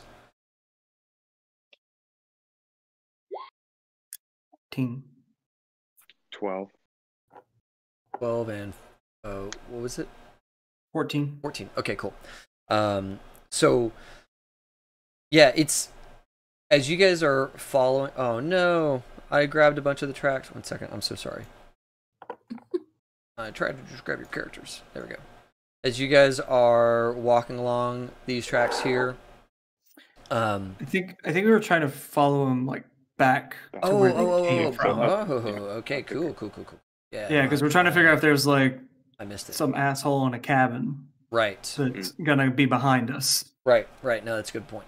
So yeah, you follow these tracks going back that way, and you can see the tracks as you guys are getting towards that portion of the tree line. The tracks are coming down this way. And I'm going to say that they get to that end of the tree line, and the tracks are coming in from this open field. Like, you can see them walking down from this open field. And you can actually see, like, now that you're there, you can see where the grass has started to wear down, because apparently they walk this enough that there's a bit of baldness on the path that they're making. Let's keep on the inside of this patrol. And I guess we're kind of resume heading towards the watchtower, but from this like different angle now that we're on the edge. Sure. So you all are going. You kind of get to this tree line, and I kind of get the impression that you're going to start walking. Like, oops, didn't mean to open top. You're going to start heading towards the tower, but from this other vantage point, right? Mm-hmm. Okay, and you're all moving as a group. Yeah. Okay. Go ahead, everybody. Now that you're out here, give me a perception. You've got clear open ground. This is a bit of a valley, a river valley here, where Rattlesnake Creek apparently sometimes floods. So give me perception checks, as you have pretty good vision in most directions. Certainly towards this hill, where the does teleoptics or infrared do anything to rolls, or is that just so I'm gonna say for like infrared, definitely, because you have infrared, anybody who has like low light, go ahead and let's add like 1 to your roll. Okay. If you take some time, and I assume that you are being careful, you have lots of time. For the optics, let's add another +1, because you're like taking your minute, you're gonna zoom in on some points of interest, get back out, look at everything, zoom in on another thing. +2? +2 for you, yeah. Cool. I got a 20 with my +1. So. Nice. 20. Oh, nice. Okay, cool. So yeah, you are all out here. I'm gonna say you're right on the tree line, and you're just like watching out. And this is like before you break tree line, you sit and watch, right? And actually, on the infrared scopes, you see I'm gonna say anybody with low light vision, you're gonna see this. See a hot pink and another hot pink right here. Looks like they're just now crossing this creek. They appear to be walking. You can just see like little orangish, reddish blips crossing the creek and starting to climb up out of the creek bed. Way far out there. What's the distance? Towards us or away? Say again? Oh. You go first. Towards us or away from us? Yeah, they are heading towards you. Yeah. What's the distance? The distance here is, let's see here, 100, 200, 300. Let's call it 200 yards from where you are. Oh, that's shooting distance. Easy shooting distance. Yeah. Silas will pull out Lotus and get a scope on it. Okay. Cool. You scope it. It's a bear and a man. Does a bear look funny? I mean, it's walking with a man, which is funny.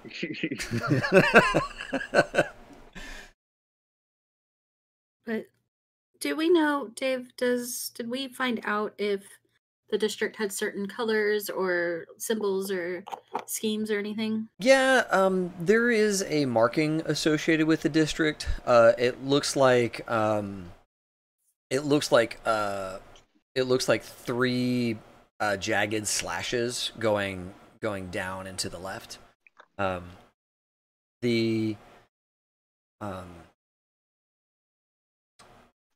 Yeah, that's the only like insignia that you guys caught when you were doing all your rumor hunting and all that kind of stuff, your dossier looking. That's what you've got. What are you doing, Silas? Got a man and a bear. 200 yards. Pretty easy shot, but they ain't gonna be quiet. What if we just let them pass by? You see the bear has a fish in its mouth. It's eating it. Can anybody tell if through your scope or whatever is the bear cybered? I don't think I saw anything like that. Yeah, you look at it.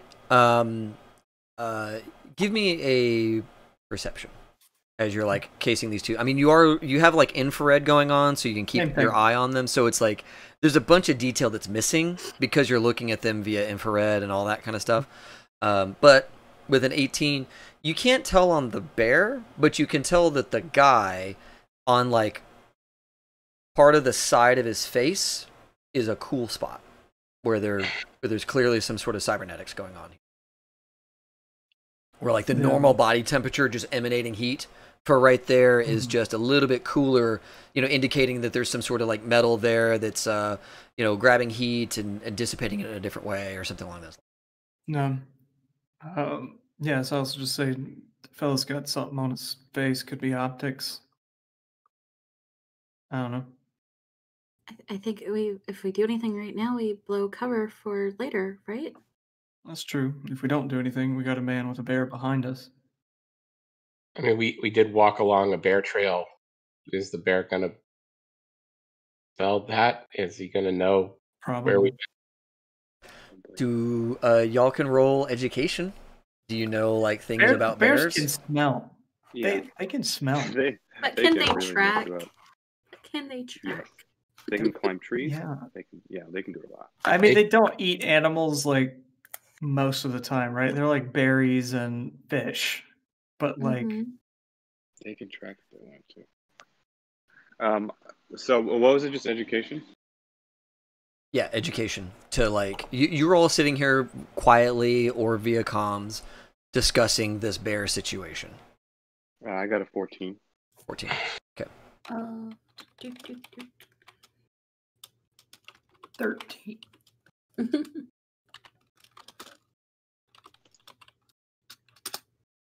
24. Whoa, with a 10. I think I got a 10. Yeah.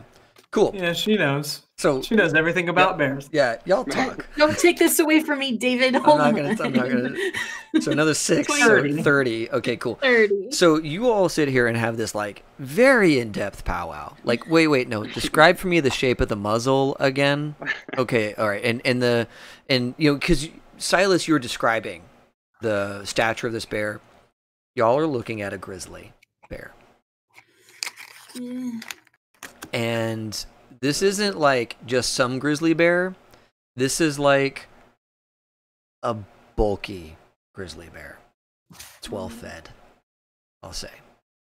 And you know that grizzly bears can smell and they can track, and they can run 60 miles an hour for very short distances.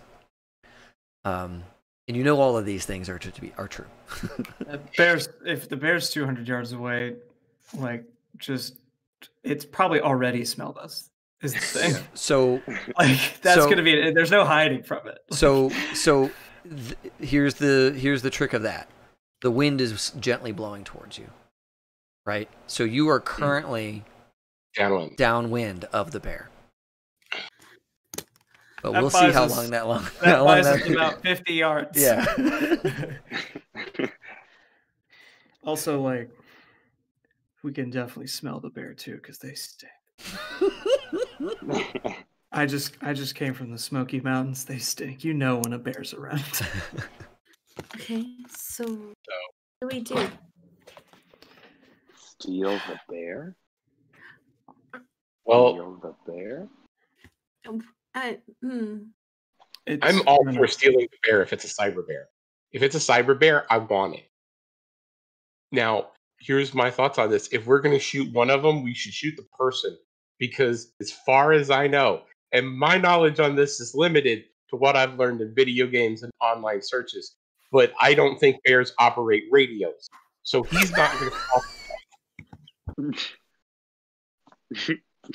That's a fair point. Solid. I don't see picking up the walkie-talkie and be like, we got a man down! Hey man, if it's a cyber bear, we don't know.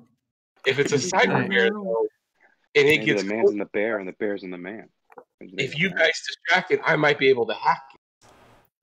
Okay, we're getting ahead of ourselves. Can we take care of this problem now?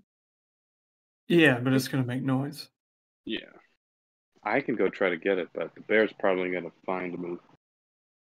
Let's not get you out. But... I mean... Y'all just let me know. I'll take the shot. Bear. Well, I'm sure that the district's already on alert for people coming. Yeah, so... I imagine at least one of them's been in town and knows that there's a posse on the way, so... So I'm sure that they're already preparing for shots to be heard at night or something. Now, how much is it costing us per one of these that I pop? Oh, 200. 200 smud bucks. 200 smud bucks. Oh, okay, so nothing. Nothing. 200 Monopoly dollars. All right. Yeah. Not worried about it then. Oh, that makes me so happy just to hear that Monopoly money. All right.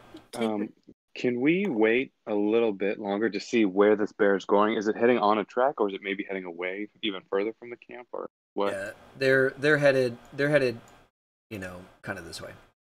Like they're walking this way, heading towards the tracks that we've already seen. Yeah. As you're scoping it, though, can you just make sure that maybe they have marks that they are part of the people that were here to take care of? So I was kind of looks at you for saying like, oh yeah, I guess. So with you'd have to change your optics from thermal. Yeah. It's dark, man. That's the problem. Mm-hmm. So like you kind of click through a couple of your optic options, and there's not really something that's going to let you see like coloration and detail in this kind of darkness. You'll be able to see like a dark spot, but you're not going to be able to see like an insignia or something like that. I'm just saying, yep, looks like it. Okay. And so I'm just gonna allow myself to be lied to. Yeah. On that one. Whatever. You see they are kind of getting towards here-ish. And the bear does one of these like I forget the pulls the trigger. So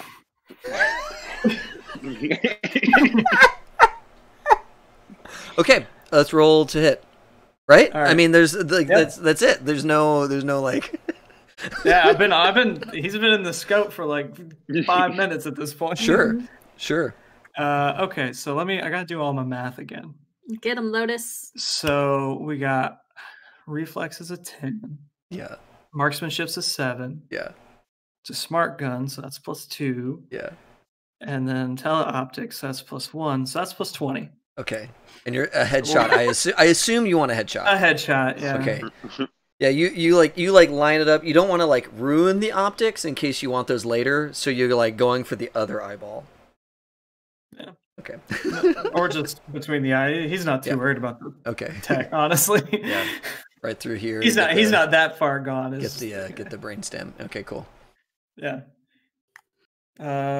What's the target number, just so I know? Oh, the target number is like 16. Like 16. Yeah, at this range, I think that I'd have to double check. It might be closer to 20, but I think at this range the rifle is in its like sweet spot. So that's a 10 plus 6 because of a headshot, so it should be a 16. Gotcha. So you're gonna hit unless you roll a 1. So yeah, it's a quiet night. Y'all have had this discussion, and just with very little warning whatsoever, crack as the gun next to y'all goes off, and a man's head explodes. Let's roll damage. And a man's head explodes. 19. 19. Not too good. But but still, 19 times 2. Cool. He drops. The bear back and starts heading towards y'all because it heard that.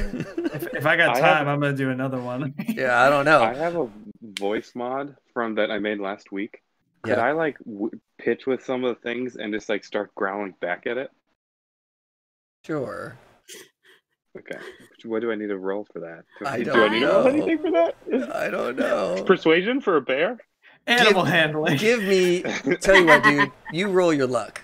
Because you're making some sounds up. You've never you've never impersonated a bear ever. You have no idea what sounds these things need to hear to pause. So you're gonna grunt into this thing, and it's gonna hopefully stop this bear. So let's see a roll, a luck roll. So I need to I'm roll lining up a luck. headshot on the bear. Yeah, you are.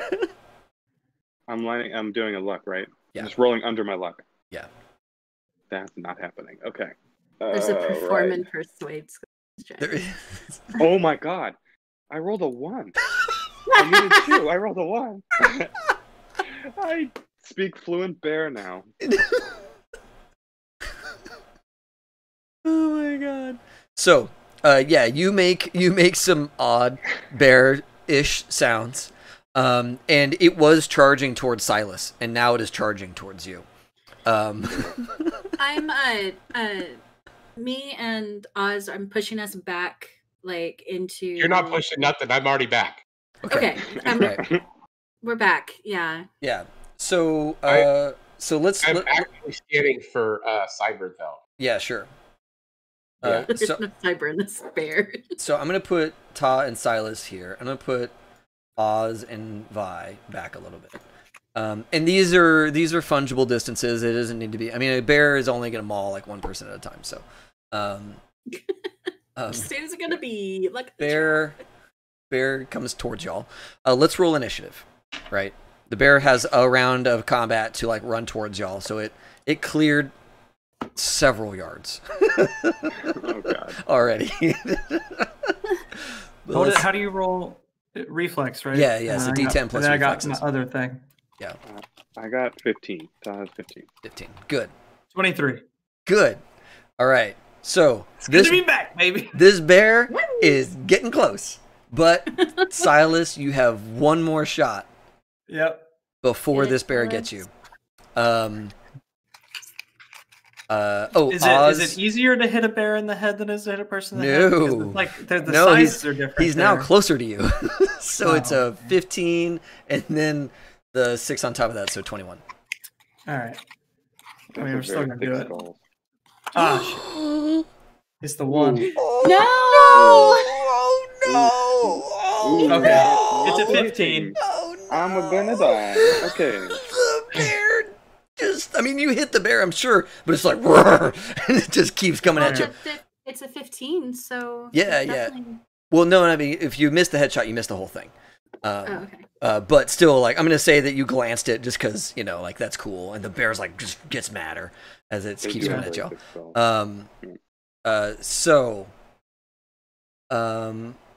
Katrina is a 13. Oz is a 16. What is your initiative there, Ta? 15. 15? Yeah. Okay. Cool. Damn, Ethan. Bear arrives. Hello. Hello, Bear. Ta. Not Ta. Yeah. My apologies. Oz. You get a little bling bling on your scanner. I'm gonna try everything. As you begin to hack, as this bear rears up, and it's probably gonna go after Silas because Silas did shoot at it. Like, it was gonna go after Ta, but then Silas made another pop, so it's probably gonna go after Silas. That's fair. Silas, give me an evasion. All right. What the hell is that even? Motherfucker. It's a reflex. Did you roll okay. 1, Dave? Dex. Okay, so it's plus 16. Or did you roll a 10? Okay. Yeah. Okay, so that's a D2. Okay. Oh, and I roll a 10 on this one. Fuck me. All right. 30. My cyber bear is useless. He shows up. He's all angry, and then he just goes past Silas and just misses. Oh, I'm so mad. How was that possible? Can I do something wild since I rolled a 30? Sure. Yeah. You see, like, the glove and, like, the bottom of Silas's coat sleeve just kind of tear a little bit as, like, the hand pops back and this, like, metal whip just flies out, and I'm gonna try to get it around his neck and try to jump on its back. Cool. What are you, Ta? Who are you? Cool. Ta? Yeah, you. Apparently. You yippee-ki-yay, motherfucker. Get this bear, and it's gonna start to try and roll on you, but you're like getting up on it. Cool. Oz, give me an interface. So that's strength interface. Explain to me how luck works. So you have, and that's a great question. So you have an amount of points you can spend every session. It's equal to your luck that just adds to one of your rolls. You declare, I'm going to spend 2 luck this roll, and that adds a +2 to the roll. Or you can dump all of it. Which you this crew up to all of it. This crew tends to do. Yeah, we are. Oh, hey, I have get luck. It back next session. Huh? I get it back next session. Yeah. Yeah. This is why we. 7. Yeah. You're gonna do it all. 7 luck. All right. Hack the bear. Curry goat and the cyber bear. You got it. There we go. Can I get it in chat? Hack the bear. Yeah. Hack the 21. All right, cool. So yeah, Oz, you connect with this thing. You are in the bear's cybernetics. It's wirelessly controlled. This guy is not going to be tethered to the stupid bear.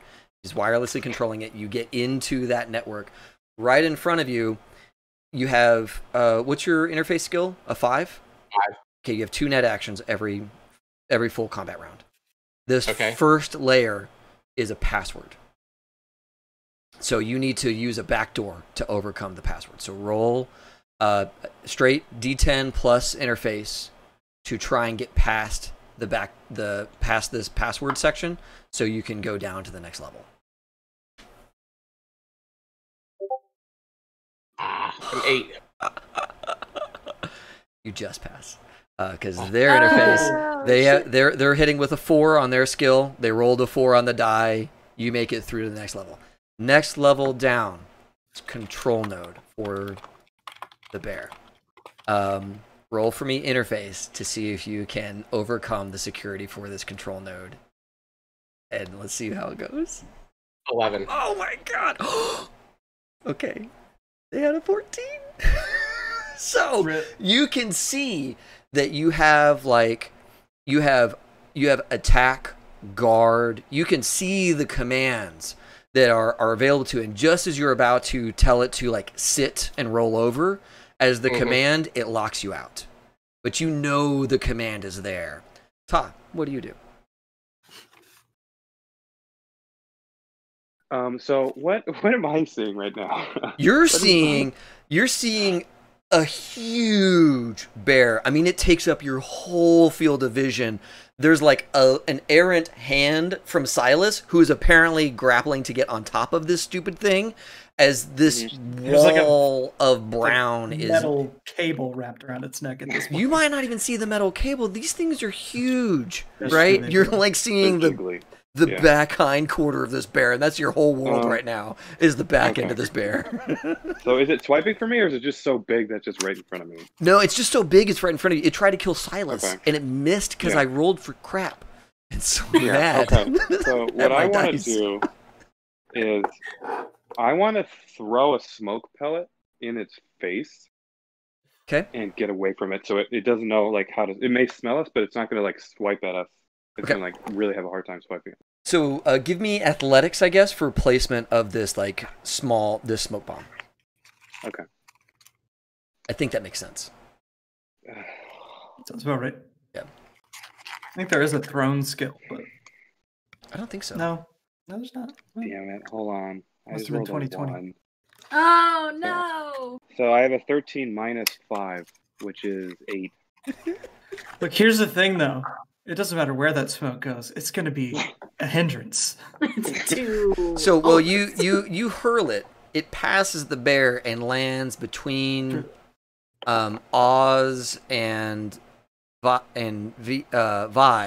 and you guys. So this smoke starts to billow out, but it's not covering. It's principally not covering Ta or Silas in any way. As long as they're safe. Sure. Thank you for the protection. Yeah, the bear knows where I am. No, yeah. It has real good. It has many thoughts on Silas. Right now. Yeah. Let's go with Vi. What are you doing? I'm honestly. Shit. I think I'll take a shot at it with my pistol. Sweet. Wait, no, there's smoke. There's smoke, right? Yeah, there's smoke now. There's smoke. There's smoke filling the air. I'm gonna say you know where the bear is. You remember Silas like on its side trying to get up to its top, right? So you remember those things before the smoke started filling the screen in front of you. But Oz is net running, right? So he's just like a meatbag at the moment. I mean, he is. Net runners are able to see in front of them while they net run, but yeah, Oz is in a vulnerable state. Absolutely. Not that it's going to help at all, but I'm going to pull my pistol and I'm going to protect Oz should bear come at us. Cool. Pistol's ready. If the bear emerges through the smoke, you're going to shoot at the bear. Yes. Perfect. All right, cool. Because that pistol bullet's just going to do. Yeah. Top of the round. Silas, I need an athletics to see if you're even holding on to this thing. Gotcha. Ride the bear, cowboy. Ride the bear. Ride the bear. It's my mount. 21. Oh my god, that's so good. That's so good. I'm going to say the bears do have decent athletics and dexterity for murdering things. Right. I can get behind that. Yeah. So you are thrown. Wouldn't the bear be rolling evasion? Right. Right. Yeah. That's fair. It's rolling evasion plus it's like probably higher than 10 dexterity. if I'm honest. 10 body too. Yeah. These things are. It's just a meaty tank. 10 is the human max, right? Bears are not human. I will say though, I do have the whip thing. Has like stats. So that I do. I don't know how to roll the hit with it necessarily. But the whip is for like a human neck. This is a bear neck. I mean, it's 2.2 meters. Okay. It's definitely longer than a bear's. It's definitely bigger. It's like you're doing it's like you got to get on the back and do what is that workout where you're doing one of these? Oh yeah, that's the butterfly. Yeah. That's the, So I call it the hugging machine because there's like a meme where the guy's like, actually, he's like, I'm gonna be so good at hugging. So there's this moment where you're like, I got it, and like you feel the other end of your whip as you're like grasping it, and as you're pulling that, the bear just does a little shiver. That's all it does. It's a little shiver, and you are on the ground. You still have your your slice and dice, but you're standing next to the bear. You're no longer on the bear. It just went like this. For its evasion. You're like, cool, I'm on the ground. So what does Silas want to do? I'm going to say you have the thing, right? Yeah. You have the thing, but you're not in like a great position.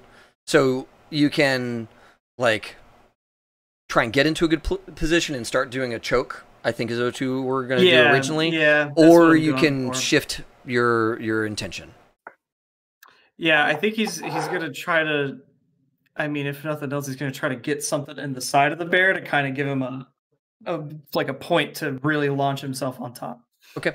Like he's trying to get in a good position to be like on the bear and like reining it in. Cool. All right, so let's do your brawl plus dex versus this guy's evasion, and you get 2 attacks. Okay, cool. And you get 2 attacks actually because you're in melee with the bear. Because Cyberpunk Red is cool like that. You're in melee with the bear. Yeah. Yeah, things you don't expect to hear in Cyberpunk. Oh, it's a 1, but I get 2. Yeah. You get 2. So this first one's going to be a wash. Yeah, this first effort does not go well. Okay, so I'm just going to roll it again. We don't have to worry about the D10 because it's bad. Like 17's already not going to do it. No. 18. Oh, you rolled a 2. Yeah, no. Okay. So it's got to work its way back up the numbers. That's right. So you're working to try and get this bear so you can do this attack, and the round ends with the bear doing one of these, and like the loop falls off its neck, and it's like face is right, and it's like ah. Roll an evasion for me as it tries to bite your face off. No. Actually, I think evasion's the same thing. Yeah. Yep. Oh my 23. God! No! No, Dave! Rolls a 1 again! How is that possible? Oh my God. Okay. Hey man, I was asking myself the same thing. I know. So hold on. on. This is maybe still possible. So 23. So 23. Okay, so it starts with a 25. It rolled a 1, so it's a 26. Minus the 5. 21. 10. Fuck. Yep. All right. This is your face. I'm gonna say that it's still like it's a big bear. It's like bodies just knock Silas around and all that kind of stuff. You don't take any damage, but it's like so. Stupid I'm all bear. here for it. I know. Oh, it gets a second attack because we're in melee. Great. So I just roll evasion again. Yeah. All right. That's me. Oh my God. That's a 36 to evade. You broke our GM. I can't believe I rolled. Every time it's tried to hit you, it's rolled a 1. 3 times now. This is karma coming back on me. I can't even unhack it. Oh my God. I cannot believe I've rolled 3 ones in a row to eat you. Okay. 2 10, so that's a 36. Yeah, you're out. You're fine. I'm doing a Tennessee 2-step with this little bear right now. Okay. Okay. That is Silas. That is the bear. It's making it more fun for me, honestly. I think it's more fun for all of us. See, it's just anytime. See, I try to ride the bear. It doesn't work out. You try to eat my face. It doesn't work out. Like, it's just not meant to be. Large enemies. Yeah, you're locked in this forever. All right, Doctor. No, not Dr. Vi. Oz the Magnificent. Silas has upgraded calling him Oz the Capable. The capable. Not the great and powerful, but just regular Oz.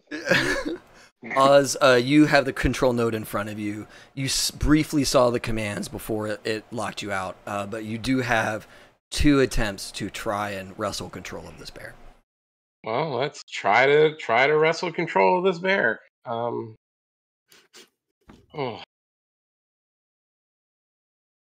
again. What we want to roll see. Again. Yes. It explodes. Still. 17. Hey, maybe we can use He rolled a 10 too. Okay. Okay, so 14 plus 8. 20 something. Okay, yeah. David wins. You try I know. You try and control this. It till we can use I know. And then it's gonna roll 10s for you guys. I'm gonna be so sad. So yeah, you try and control this bear. The control node locks you out again, but you do get 2 attempts every combat round, so you can attempt again if you like. I will attempt again. What else am I gonna do here? Yeah. Right, a bear. 10 total. A 10 total. Okay. God, he rolled a 9 on you, so it still locks you out. Again, this is just like their interface skill of a 4 and a D10. So he's just the method you're trying to get into this thing. Each time you're trying to find a new way to take over this control node, it's just not quite working out for you. But frankly, this is the fight that's going to let y'all win. So keep at it, buddy. So a question, so could I run as one of my options? Could I run a booster to give me a plus to my roll? Oh, I don't know that there is a program that'll let you do better at taking over control node. Okay, because like there's the booster that says gives you a +4 speed. That's for your initiative against like hackers or black ice. Right. Yeah, and this bear is too simple. There's no black ice in here. Yeah. Yeah. I didn't know if there was another similar thing. I hear you. And there likely is in the world, but you don't have it in the book right now. Version, but yeah. Yeah. Oh my cool. God. Could you imagine if the bear had black ice to contend with? Dude. Oh my God. It's shaped like a bear. It's coming at you. You start bleeding from the eyes. Oh, yeah. God. All right. Ta, what would you like to do? So what I'm going to do is I'm going to step away from them, right? Yeah, cool. And even away from the bear, like back up. And then I'm going to turn my voice mod on like a really high pitch, like what I do with the cameras, to mess with the bear. Okay. And the rest of us with audio, with ears. So yeah, you get it to a frequency like north of 20,000 hertz. You blast it full volume. Give me a basic tech plus tech. Okay. Because you're like in the dark doing this very quickly. You got to get it right the first shot. Otherwise, it's just going to be like, I don't know, something other than what you're trying to achieve in these 3 seconds that you've got. Yeah, 17. 17. Okay, cool. Yeah, you dial it and punch the button, and you can't hear it, but you think it's doing it, right? Because it's north of it's above your what you can hear naturally, right? Yeah. Cool. So yeah, you've got this working. Little status indicator. It is making sounds. Bear. Okay. It does seem to like cause the bear to shift a little bit, so it is impacting the bear in some way. Let's go with Vi. Vi's still holding. Okay. As soon as you see that bear, cool. I'm just protecting me and Oz. Yeah. All right. Back at the top, Silas. I gotta ride the bear. You gotta ride the bear. You gotta ride the bear. All right. Yeah. Let's do your stuff. Yeah, I mean it's gonna take like a 10 or plus, right? It's ridiculous. These guys are like, this is what they do to survive. Yeah. Use your luck. So that's the brawling, right? Yeah. It's your brawl plus dex versus its evasion plus dex. I'll pop 3 luck in it. All right. Let's see what we got. I mean, it's not gonna. Come on, ride the bear, and ride it. All right, you get a second. You get a second attempt. Okay. Because you are in melee with this bear for multiple rounds. Oh my God! For multiple rounds, you're in melee with this bear, which should not happen. It is. It is happening. It should not be happening, but it is happening. 25. Okay. Cool. I mean, that's not gonna be. It's not enough because he's rolled a 9 as well. And he's just he's a bear. He's a bear. Yeah, that's a bear. But you keep hitting him with this slice and dice. He's getting mad at you. I will say this is not like the fiber wire. Like this is the thick cable. like whip from the Chromebook. Like it's not the. Oh my god! This isn't for garroting people. This No, is yeah. for like this is around your neck, and it's a bad time. Like it's not going to strangle you, but it's well, it will, but it's not going to. It's like piano wire. Yeah, it's real bad. Yeah, okay. This is like cool. So suspension bridge cable. So Bear's turn, right? Yeah. Bear turns around. Right. And goes after Ta. Specifically the ball making the terrible sounds. Yeah. Yep. That is in Ta's hand. And bears are indiscriminate in terms of like hands, arms, and bodies. Yeah. It just wants that thing with the sound to leave. Makes sense. Can I just book it? Is that a reaction? You didn't really use much movement, so yes, absolutely. Okay, cool. Okay. You Wait, what's your movement? What's your movement? 7. Hold on. Movement is 7. Yeah. Okay, so you can move 14 yards away. Yeah. Okay. Ta, you take off. Bear, predator, gives chase. Yeah.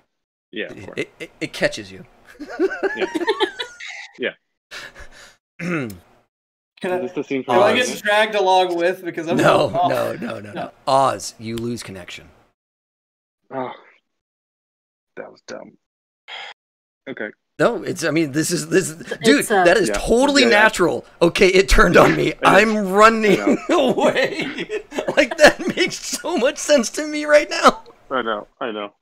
Just no, my bear. Roll your evasion, Ta. All right. Mine's not as good, so I'm pretty sure I'm gonna get hit right now. All right. I didn't roll a 1. For once, Yeah. I didn't roll. So I'm pretty sure you may kill Ta right now. All right. The 19. 19. Okay, he hits you. No.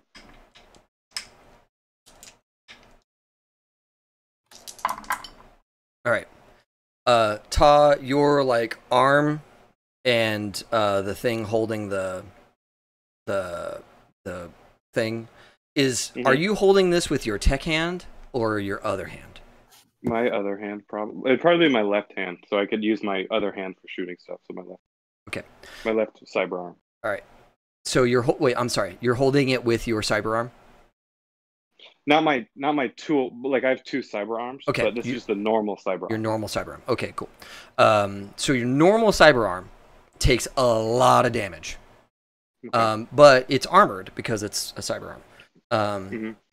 So How much damage? yeah. So let's see here. 10, 20, 30.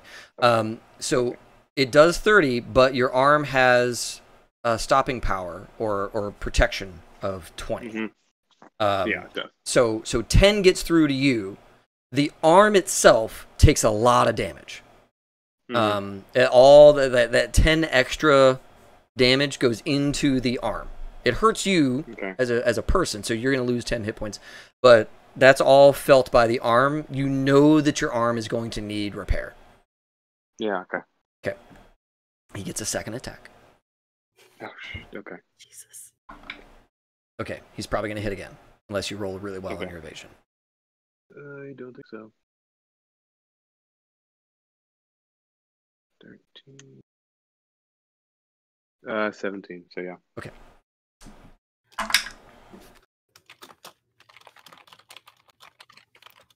Does Okay, 23 this time. Your Mhm. arm is down to 19 protection. So, Okay. What is that? 4 makes it through. I'm gonna say that that noisemaker is crushed as it like bites. Yeah. And like I assumed that died the first time. it damages your hand a bit. That's where all that damage went, was into the noisemaker effectively. Mm-hmm. But I think only 4 make it through to your body. Okay. So how much damage did it do? It did 10 the first time and 4 the next time. Okay.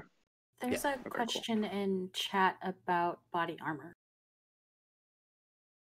And if Ta is... It's Casey asking if, don't you have my armor? Oh. It's kind of like a melee, though, wouldn't it? Yeah, so melee ignores armor by half. There you go. There's your answer. And so that's actually a good point. So, like, he is wearing the armor and his hand is armored, but it's all by half. So, bear. What would it would have been 20 and 30, right? Because he's got, like, a light armor jacket. No, I just have Kevlar. Okay, so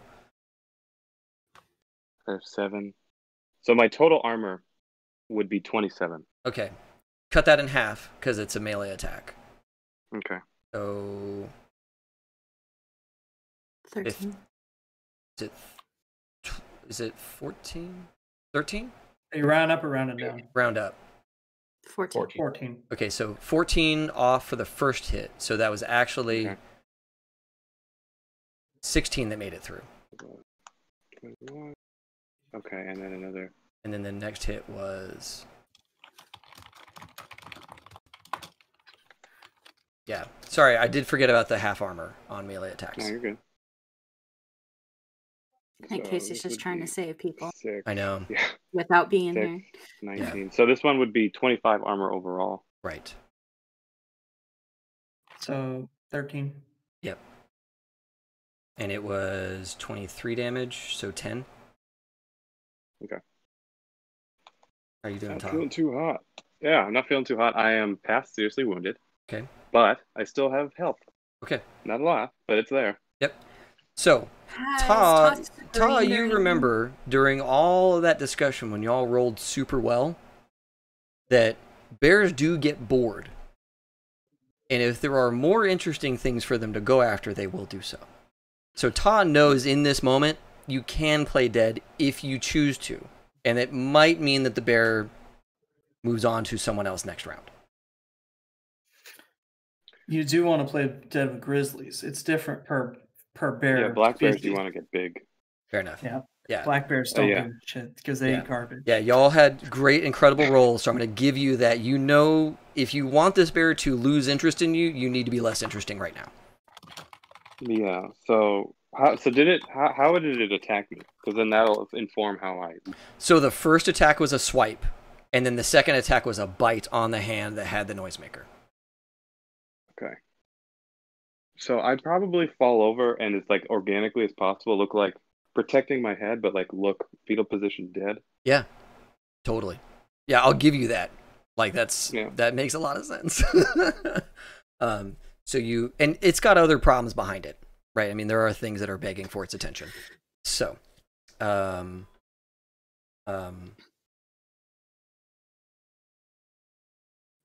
so sorry. Wait, yeah, that was the bear's turn. Okay. You just granted Ta his movement.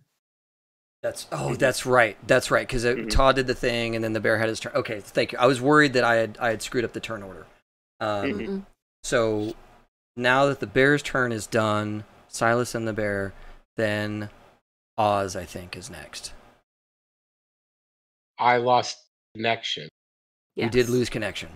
So if you want to gain connection, you need to move forward and start your hack again. I will run forward and start my hack again. Because so you see Oz get up and run through dead and also do the hack. Totally, yeah, right. I mean, why don't we all just drop like sack of taters and it'll just be like, hey, where'd everybody go? Just because that's how it works.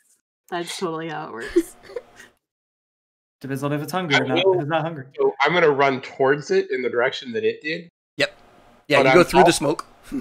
Yeah, through the smoke in that direction. As soon as I get a ping, drop to the ground, start my... Yeah, you did... Oh, what's your movement?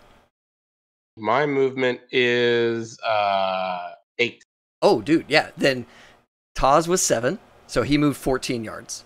Yours is 8, so you can move 16. Right, so I only want to move as many as it takes me to get connection. But you were backed up a little bit. Remember, you were backed up a little bit when the fight started, so you do have to cover a little extra ground. So you're gonna run like 15 yards, yeah, and then you're gonna drop and do your interface to jack back into this bear. All right, let's try this. 14. All right, good. You're in. Got to get through the passcode, that back door. Is it not the same password as it was before? Because you have to start the hack all over again, everything kind of resets, unfortunately. 12. Okay. You're in. Control node. Hack that bear. Oh, you got a 10! What this guy rolled? No, you rolled a 1. Oh my god. Okay. All right. Hack that bear. All right. So you gain control of the control node. There are about 10 different actions that you can make this bear do. But the ones that are the most important to you right now are halt, sit, roll over. It's cute. I'm going to go with sit. Sit. Can I make him sit and put his hands up? No. You can make him sit, though. Cool. He's going to sit. All right, cool. So you all, like, pick yourselves up or whatever you're doing, and you see this grizzly is just sitting. And it's like looking at Ta, and then kind of like looks over and is looking at Silas, and Silas is just maintaining eye contact with you when it sits. And you see like hunger and murder in its eyes, but it just sits there. I'm cautiously going to come in through the smoke. Yeah. As soon as I can. See Ta on the ground, so. Yeah. He's going to raise his arms up from the laying on the ground. I am the greatest powerful Oz!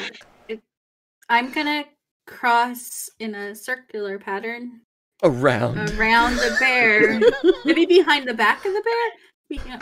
I mean, the bear is between you and Ta, right? And it is just sitting right at Ta.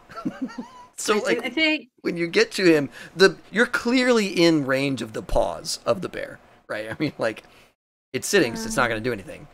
But the moment it's not under control, it's going to do something. So, but Oz, you have it under control. So stay connected. Yes. Okay. Yes.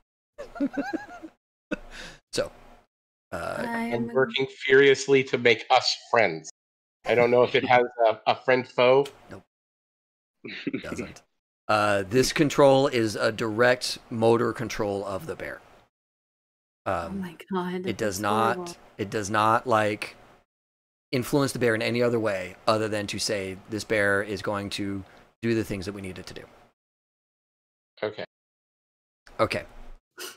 So, actually, let me take a step back. For the bear now. Is this? I want to check in with the players real quick, out of character GM stuff. Mm-hmm. Are we all okay? Yeah. Okay. Yeah. Okay. It's sad. It is sad. It's sad bear. Yeah. Yeah. Okay. Yeah. But we're okay. Okay. All right. So you get over and give medical attention to Ta. Is that right? I want to get Ta away from the bear that might attack us first. Sure. Yep. It watches you do that.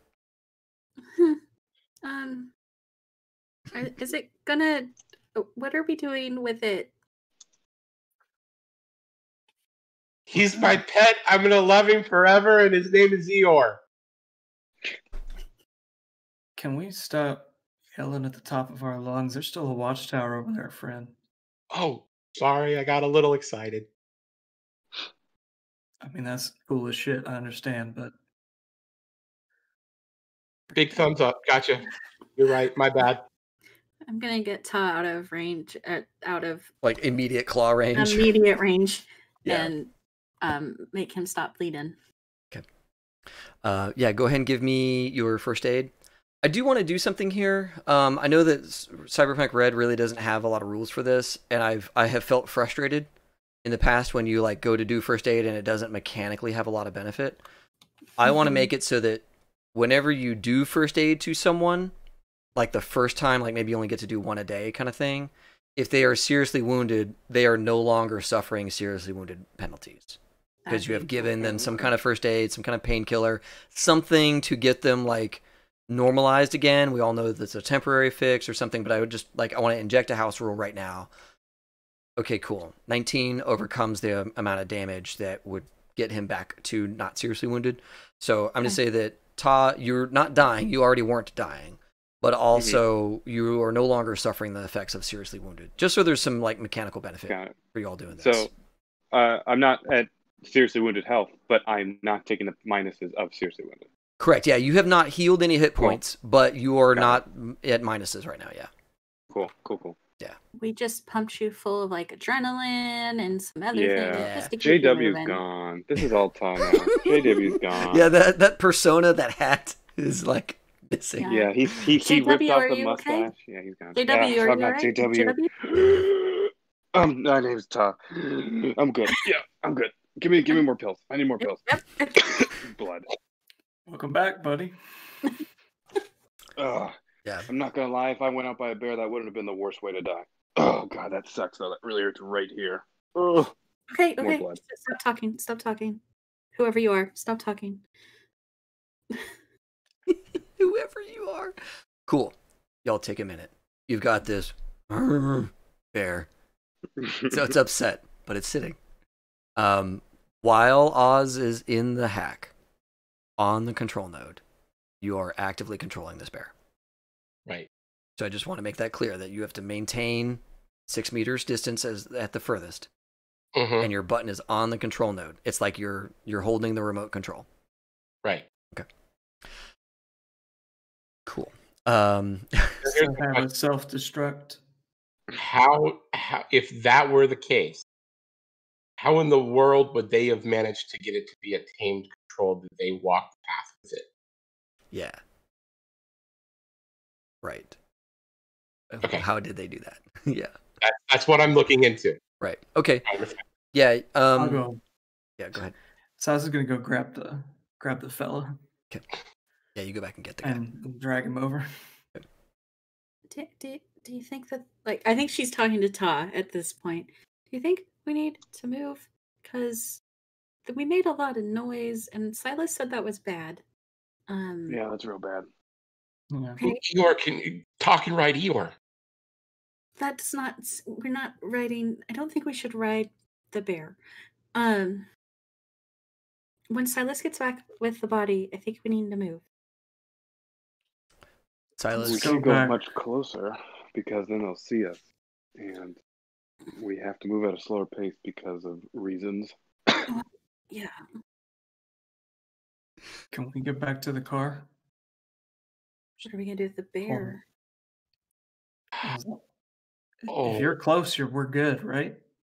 As long as I'm within, about 6 meters, I'm good.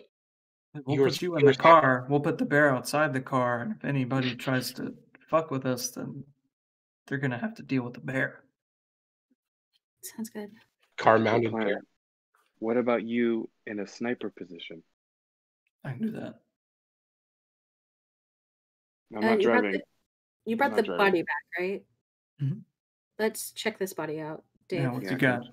I mean, I obviously know how it died. Right. But, like, you the cause of death. Very clear. I'm more interested in what he's got in his dome piece. Right. Mm-hmm. Almost left of it. Yeah. Yeah. Someone with some tech, some cyber tech, want to examine what this guy had on him. I don't think I can do that while you cannot. Yeah. Oz, you are fully dedicated to keeping this bear from doing anything terrible to all of you. I can real shit. Whoa. All right, V. Oh, nice. Okay. Bye. My apologies. Still 22. 22 is great. And then Ta, were you also going to take a look? I was, but I rolled another 1, so I only got an 8. All right, cool. Yeah. So, what this guy has in his head is cyber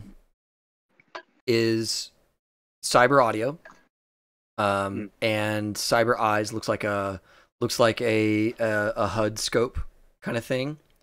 You all, without like taking serious time to open this guy up and run diagnostics, it is reasonable to assume that this eye allows him to control the bear as long as he stays within whatever the range is of the transmitter. It's which is likely a little bit further than what you're doing with the hack, because hack has to be like really tight range because you're like overcoming a bunch of stuff and it's a higher bandwidth task.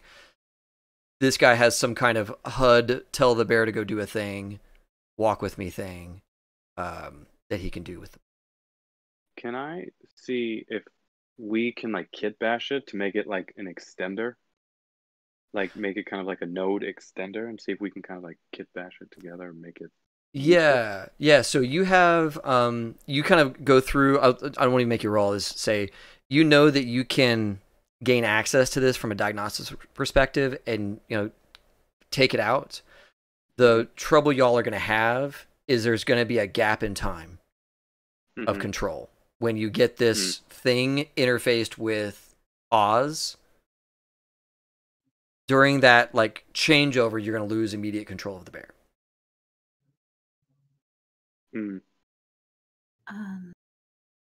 Well, okay, wait. We could get back to the car, sit the bear out like Silas was saying, and then do the switch. That way we're at least protected by a car in those 30 seconds that we have to switch over. Yeah? Maybe? I'm doing the math on we this don't thing. do it at all? I'm doing the math on this, and it'd be a lot easier just to put the thing down now. I don't disagree with that, because this is really like inhumane. Cyber Bear is cool, but Cyber Bear is miserable. And also, what about? Here's my only thought on this, and really, this is just me speaking, and trying to be a reasonable individual who's not listening to people say they want to take away his Cyber Bear. I'm just saying, if they have more Cyber Bears, it might be necessary to have this Cyber Bear fight that Cyber Bear in a Cyber Bear battle Thunderdome. We can just pull that thing out of that fellow's head and get you set up for the next time you see a Cyber Bear, and then you're in, right? That's how this works. What about and the next Cyber Bear could be bigger? This one's pretty big.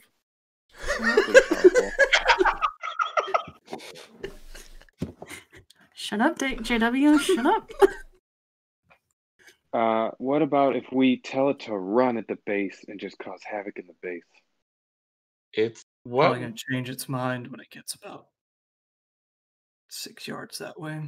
Well, so that's the question. Does it follow a loop, or is it free to do whatever it wants to do? Or dude, it's like a remote control on a car, like a little RC. Yeah. The minute you take your button off the thing, there's no more command getting sent to it, and then it just becomes a bear.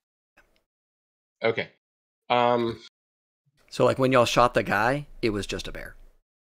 Okay. At that moment. God. All right. I mean, if we gotta put it down, we gotta put it down. I'd rather do that than leave it out here on its own. I mean, because yeah. I was gonna say I was gonna take Oz and start walking, but that's a bad idea. I'm not gonna do that because Oz needs to be here for a little bit. I will say, as a hacker, Oz, if you take some time, you would be able to damage or destroy this control node. What is that? It could no longer be controlled by anybody. Then it's just an angry bear. Like, it's not going to be grateful. The taste for my blood. No. Yeah, you're absolutely right. It's not going to be grateful. I just wanted to mention that as a hacker, you have the skill set it would take. It would take you a bit of time, but you could destroy the control node, or at the very least, render it so that no one else could ever use it. I don't think we have that time.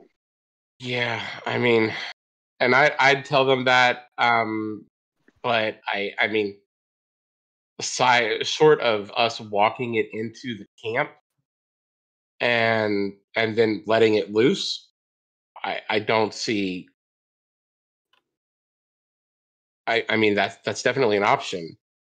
I mean, did the guy that we killed, did he have like a hat or a vest or something? Maybe I could put that on and pretend to be him, walk up in there and then say, go kill, and then climb a ladder or something and let it go crazy. And bears are really good at climbing.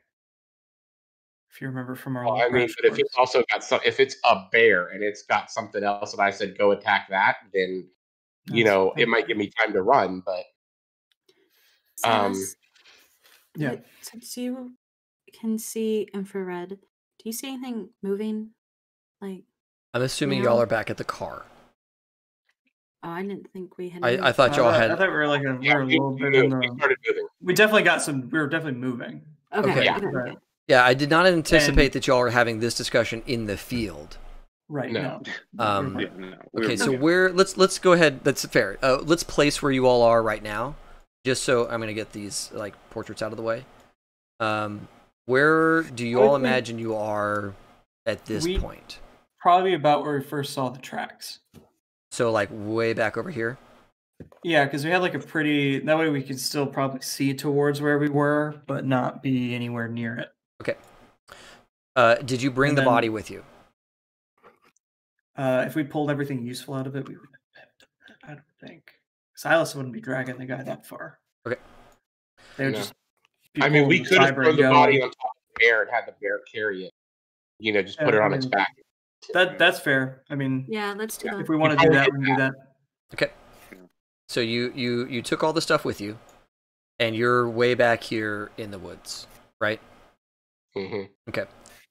Then you don't see anything, but you all can hear people shouting, like hollering at one another. Infrared scan show anything? I'm gonna say you're far enough into these woods. You're far enough into these woods. You can't see all the way through the woods to the other side, but you can hear there are people out and about in the dark, right? Maybe every so often you see like a sweep of a flashlight. Like obviously on the other side of the woods from you guys, but there is somebody out there doing a search. All right. Yeah, I'll move along. I'll keep watch. Back to the car. What's the plan? I mean, are we just gonna walk the bear back to the car and then what?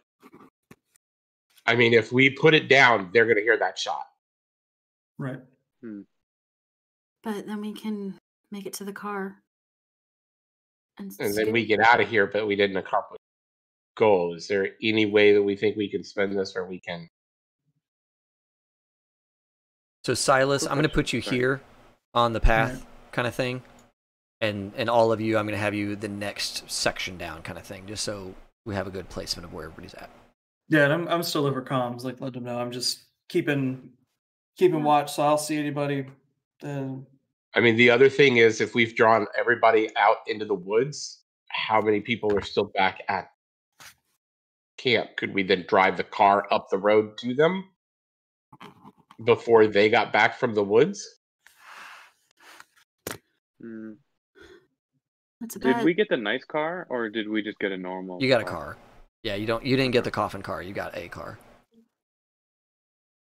So I was gonna go over comms and say if I see people in these woods, they're getting shot. We're thin in numbers at this point. Okay. I'll keep them off y'all. I think we only have the choice of getting back to the car right now. Did we see a gate to get into this community, or is it just the tower? Like, would we have to drive through it? Y'all haven't gotten that close. Okay. Yeah. Typical. That sounds like us. I mean, your hand was forced, right? There was a bear in the area. It picked you up on some level, and your hand was forced. But yeah. David, is there a way? So, like, I can control the bear. I can give it commands, and I know that I can break the thing so that it can't be controlled. Can I cybernetically, with what it is, it's got things in its brain, can I overheat them and zap it, put it down quiet and peaceful? Oh, like kill the bear? Yeah. So it doesn't feel a thing, it just drops. I'll say yeah. Okay. I'll say that they had the foresight that controlling a bear was a dangerous game, and that they had some kind of this has to stop right now. They've got to have a kill switch. Some kind of switch. Maybe it's the next layer down in the net run, but I'm going to say that sure, I'll give you some kind of, you know, euthanasia option that is quiet and painless for the bear. So I'll tell everybody if we think that that's the route we're going to go, then I'm just going to drop the bear. There's no point in making it. I mean, once we get back to the car, we'll just drop it. I'm going to drop it here drop in it by the the woods. car. I think we drop it in the woods. Did we get all the stuff that we needed off of that body? I mean, it's useless to it. I mean, yes, but yes. Well, because I mean, I might be able to, if they have figured out a way to extend that range. I would like to know. Maybe I could use that to extend the range that I could pick up other cybernetic games. That's fine. We'll get that. I just don't want to make a straight run to the car from the bear corpse. Right. So then, yeah, we'll drop it there in the woods then. I'll just initiate the kill switch and drop it down so that... Is it on the path or something? Yeah, right on the path where it's walking. And actually, I'll put the dude's body under the bear, make the bear lay on it, and then do the kill switch. So they're going to have a hard time figuring out what happened. Okay.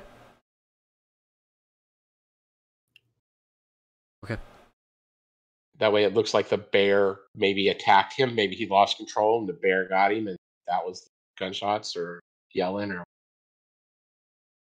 Yeah. JW, do you have that tech? Which tech? From the guy's head. Oh, yeah. Yeah. What do you want to do with it? Keep it for now. Let's get moving. Yeah. We can experiment later. Yeah, calm to Silas that we're making a path to the car. All right, I'm gonna camp out here for... I'll give it an hour. You're gonna camp out there for how long? Give it an hour. Okay. So after you all head towards the car, there are people who start walking down this path. Silas, do you shoot them, or do you let them? How many? By? 3. 3. Are they? I'm just trying to think how. So they have flashlights out. You don't presume that they have any kind of like low light vision. They have flashlights out and they're walking down the path. Yeah, he's gonna keep watch for now. Pass. Right. So if one wanders off too far, it's gonna be a little gotcha. Spider-Man him or whatever. Gotcha. So I want to be kind of respectful of people's evenings because I know that we're getting a little long in the tooth here. Those 3 do find the bear, and they holler over comms. They're not being quiet, and you know more people are coming as they're gonna like kind of convene on this spot and try and figure out what the fuck happened.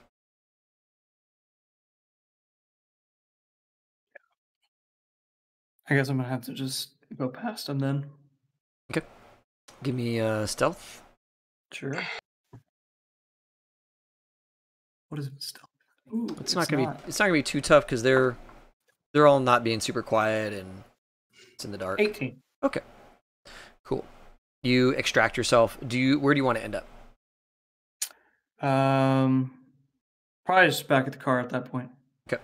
But see if I can keep a vantage. Maybe not all the way back, but like pretty close, and just see if I can watch that situation from a distance. Yeah. You're able to watch it through this like little thing here. So these guys are on kind of higher alert now, obviously. I feel like we kind of need to end it here. To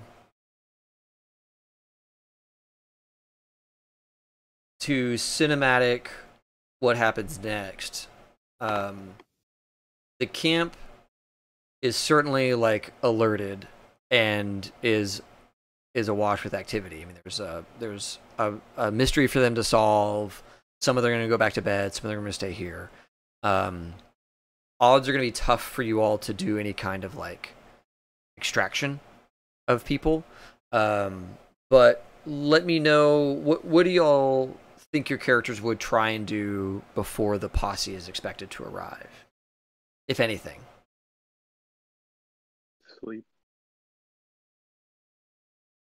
Well, I think that we still, I mean, my take as a player is that we are still 3 steps ahead of the posse. So we do have... And 1 step ahead of Big Fish. Potentially. Yeah. Well, I mean, they're heading here. Oh, yeah, they said they were heading to the last spot, right? Yeah. They're going to go, to whichever spot is the last on their list, the posse's list, they're going to go straight to that spot, yeah.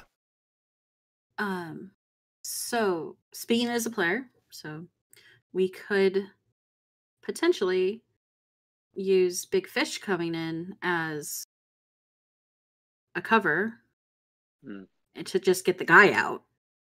Yep. Yep. Yeah. I like that. So I think our plan is to get Taz somewhat just comfortable and figure out some way that we can scout a little bit, or at least not get shot at or whatever. Yeah. Now that y'all have taken care of their big patrol and sentry problem, you all staking out in these woods and being kind of just waiting for the opportunity to present itself, that's totally possible. I think the way I would like to handle that then, it's sad because I like to like role play this kind of stuff out, but I want to be like, we're getting close to midnight my time, 11 everybody else's time. So let's see here. There's going to be a period where there is like open gunfire between Big Fish and this encampment. Big Fish probably would have brought some extra people with them because they know there's a group out here. So I would imagine that firefight would be pretty big. Who all are you going to send in to get Amaranth out of the camp? Silas, for sure. I think the guys should go. I mean, I think even Oz, because he could probably control something. Yeah, Tal would still go. I'll be the driver. I'm like no use going in. That's true. She could be waiting with the car to just rush in at the last second. We all hop in the car and then we get out. You could practice your turn signals and everything. Turn signals. I'm assuming there's like a side entrance where they came out of, right? Like there's the front that we kind of saw, right? So there's this there's this road that leads up to the hill on Rattlesnake Creek, and this is the main road that gets to the encampment. And where y'all were was kind of like the backside where you could like just kind of walk up this hill over here. Like you could cross this creek and walk up the hill towards the encampment on the backside. Right? Okay. So, I mean, y'all could go up that way, especially when the firefighting starts and all that good stuff. So, I just want to kind of like maybe boil all that down into a roll and see if, like, are y'all successful in getting Amaranth or aren't you before you get made and you have to run away? Because I'm imagining that the plan is get Amaranth and sneak out the back way and run into the car through the woods. Sneak out the back and dome anybody who looks our way. Right, exactly, yeah. But the alternate option, depending on the situation, is the car drives up the main road, y'all jump in and all leave, and hopefully the firefight has done something to allow you to do that. Yeah, and we'd be in communication to be like, stay where you're at or get here, you know, and have Vi in like a kind of center point. Right. To where she can either meet us back at the highway that's like pretty close to where we were hitting, or run in. Okay. So there's going to be like a stealthy component to this. There's going to be potentially a hacky component to this. There's going to be a shooty component. A shooty component to this. Be in charge of. Right. I'll do the stealthy. Yeah. Okay. So. An old-fashioned skill challenge. That's right. Pow, pow, pow. Yeah. So, Ta, what is your stealth? My stealth is 3 plus my dex of 10, and I'm going to blow my luck on this. If that's okay. No, it's going to be like, because the luck would have been spent at something along the way. So, 3 10, so 13, right? Yeah. And then, what is Oz's interface? A 5? 5. Okay, let's double that just so there's some equivalency here. So 10. And then what is Silas's shooty shoot skill? 20. 20. Okay, so well, if we add in the reflex and then all the cyberware that augments it. Right. Yeah, and naturally you would. So it'd be right. So 13 plus 23, so 43. 43. Okay. Yeah. Cool. So 43. One of y'all roll a d10 versus their. Who wants to do it? Call it 30 something. Call it a 35 in extra eyes and awareness. Plus their d10. Okay. Who's doing it? I nominate you. Oh. 1d10. 5. Middle of the road. Middle of the road. Okay, cool. So 48 total. Yeah. So I'm going to say that you get the guy. You get Amaranth out. There is a firefight on your way out because of, like, you got to sneak in, you had to hack some stuff, but on your way out, you got found. There was a firefight. But you all do make it back to the car. Maybe some of you sustained wounds or something like that. I'm sorry to, like, cinematic this whole thing, but I want to understand the resolution. We fought a cyber bear, so I mean, yeah, I think we're good. Yeah. Okay. Cool. And I survived a cyber bear, so I'm good. Yeah. Yeah. Are we good? Yeah. Okay. Cool. We have had our fun. Yeah. Okay. Good. That's the part where we get paid. Yeah. Yeah. Exactly. So, I'm going to say that you got Amaranth out of there. Last decision point for the crew before we get done. Do you bring Amaranth back to Lieutenant Draper, or do you bring Amaranth directly to Jim? If we can bring him back to Jim, then we're bringing Jim. Okay. Yeah. I mean, you all have enough pieces to know that Jim wasn't happy with the plan, and all of that stuff. So I'm comfortable. In charge of like a whole totalitarian system, so we probably want to be dealing with Jim. Jim, sure. Jim is a commandant or whatever, like he's a. I don't want a cog. I want like the motor. Yeah. Right? Yeah. Okay, cool. Then in that case, I need a street deal from Vi. Sure.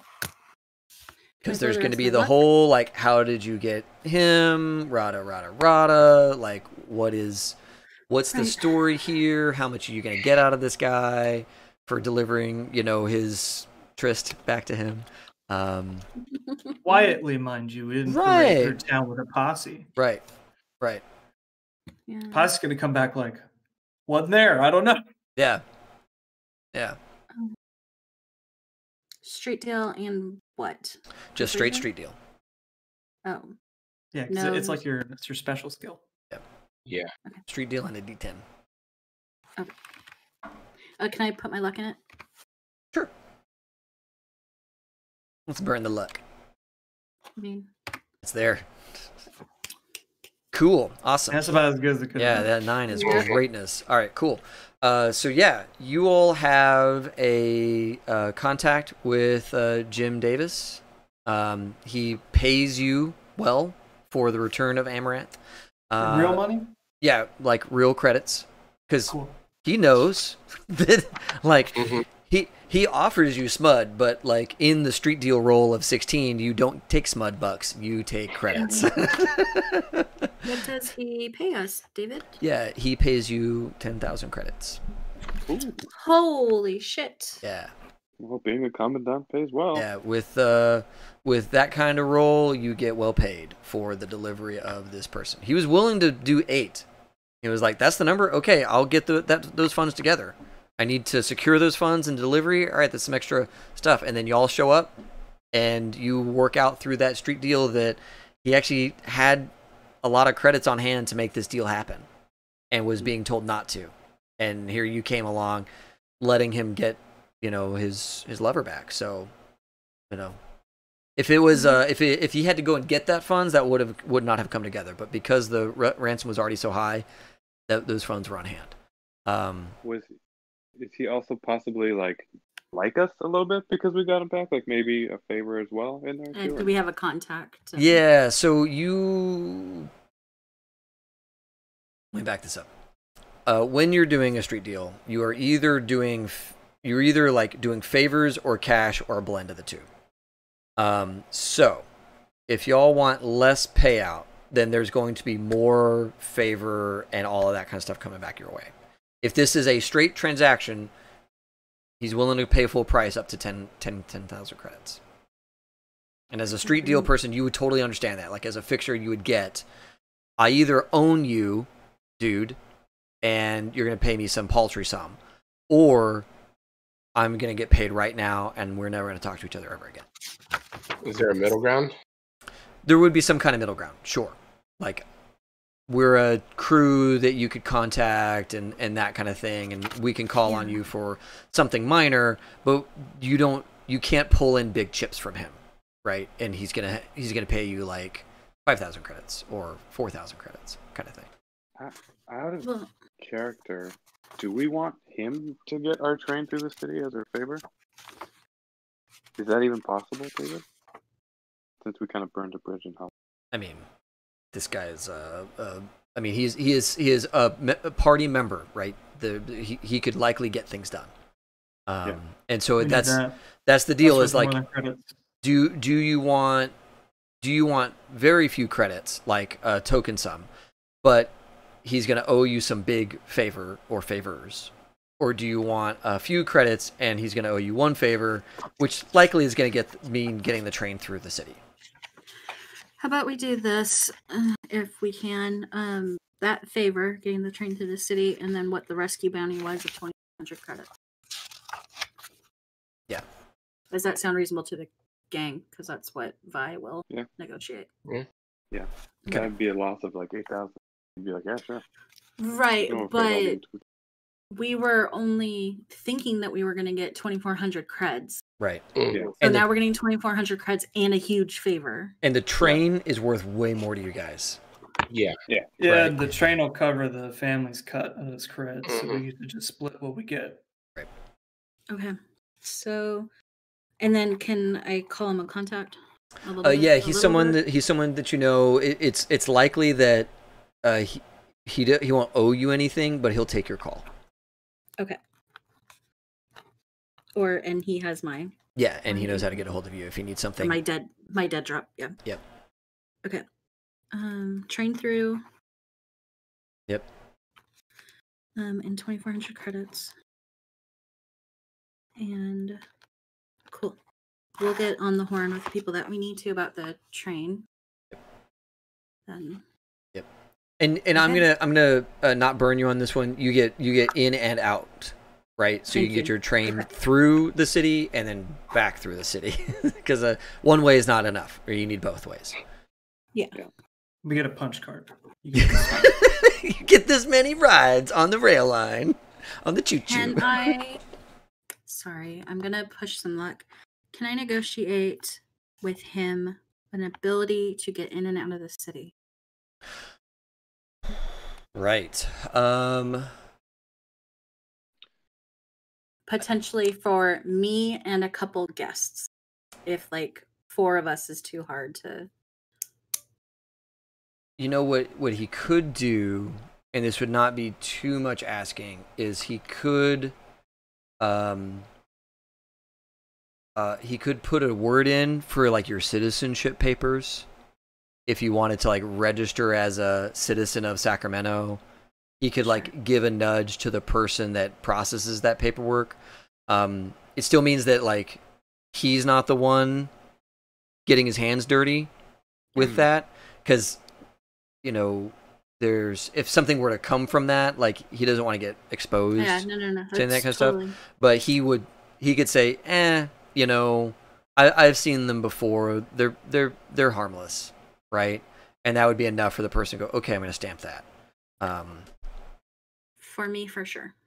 Okay. Sure.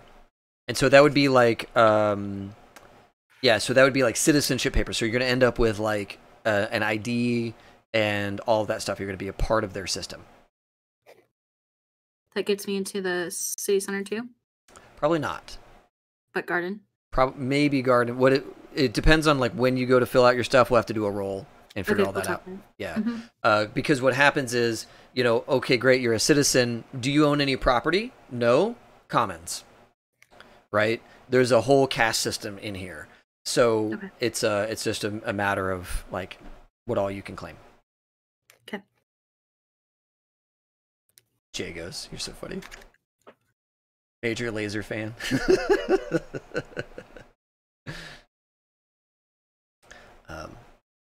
Okay.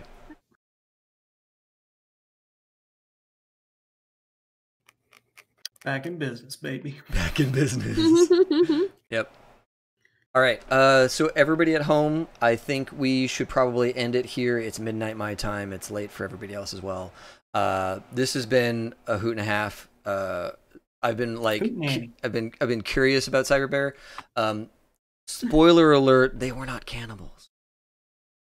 No, but the bear wasn't hungry. All right, cool. I just wanted to not hungry. just wanted to leave that one out there for everybody to stew on. Okay, so everyone at home, we're gonna take off for the night. This has been a lot of fun. We're gonna be back on Wednesday playing Blades in the Dark, run by Mike, who's in the Shelfie community, and then I think we're gonna be playing again next Saturday. I need to go check our calendar again, but I think we've got folks lined up to play Cyberpunk again next week. So potentially the same crew. Yeah, likely even. Good, Jagos. I'm glad you were happy with the Cyber Bear fight. I with so many ones in a row was blown away by the Cyber Bear fight. Joe, I was having the time of my life with those 30+ rolls to dodge the Cyber Bear. Like, that was pretty good. Yeah. I can't believe you gave me a Cyber Bear that took it away. Morals took it away. JW is gone. Oh, I mean, morals and practicality. Like, it was not a practical thing to have with us after a certain point. But Cyber Bear. Yeah, but Cyber Bear. Okay, everyone at home, thanks a ton for tuning in. This was awesome. Good night, all. As always, have fun and play well. May all your rolls be crits. Especially when you're dodging a Cyber Bear. Hell yeah.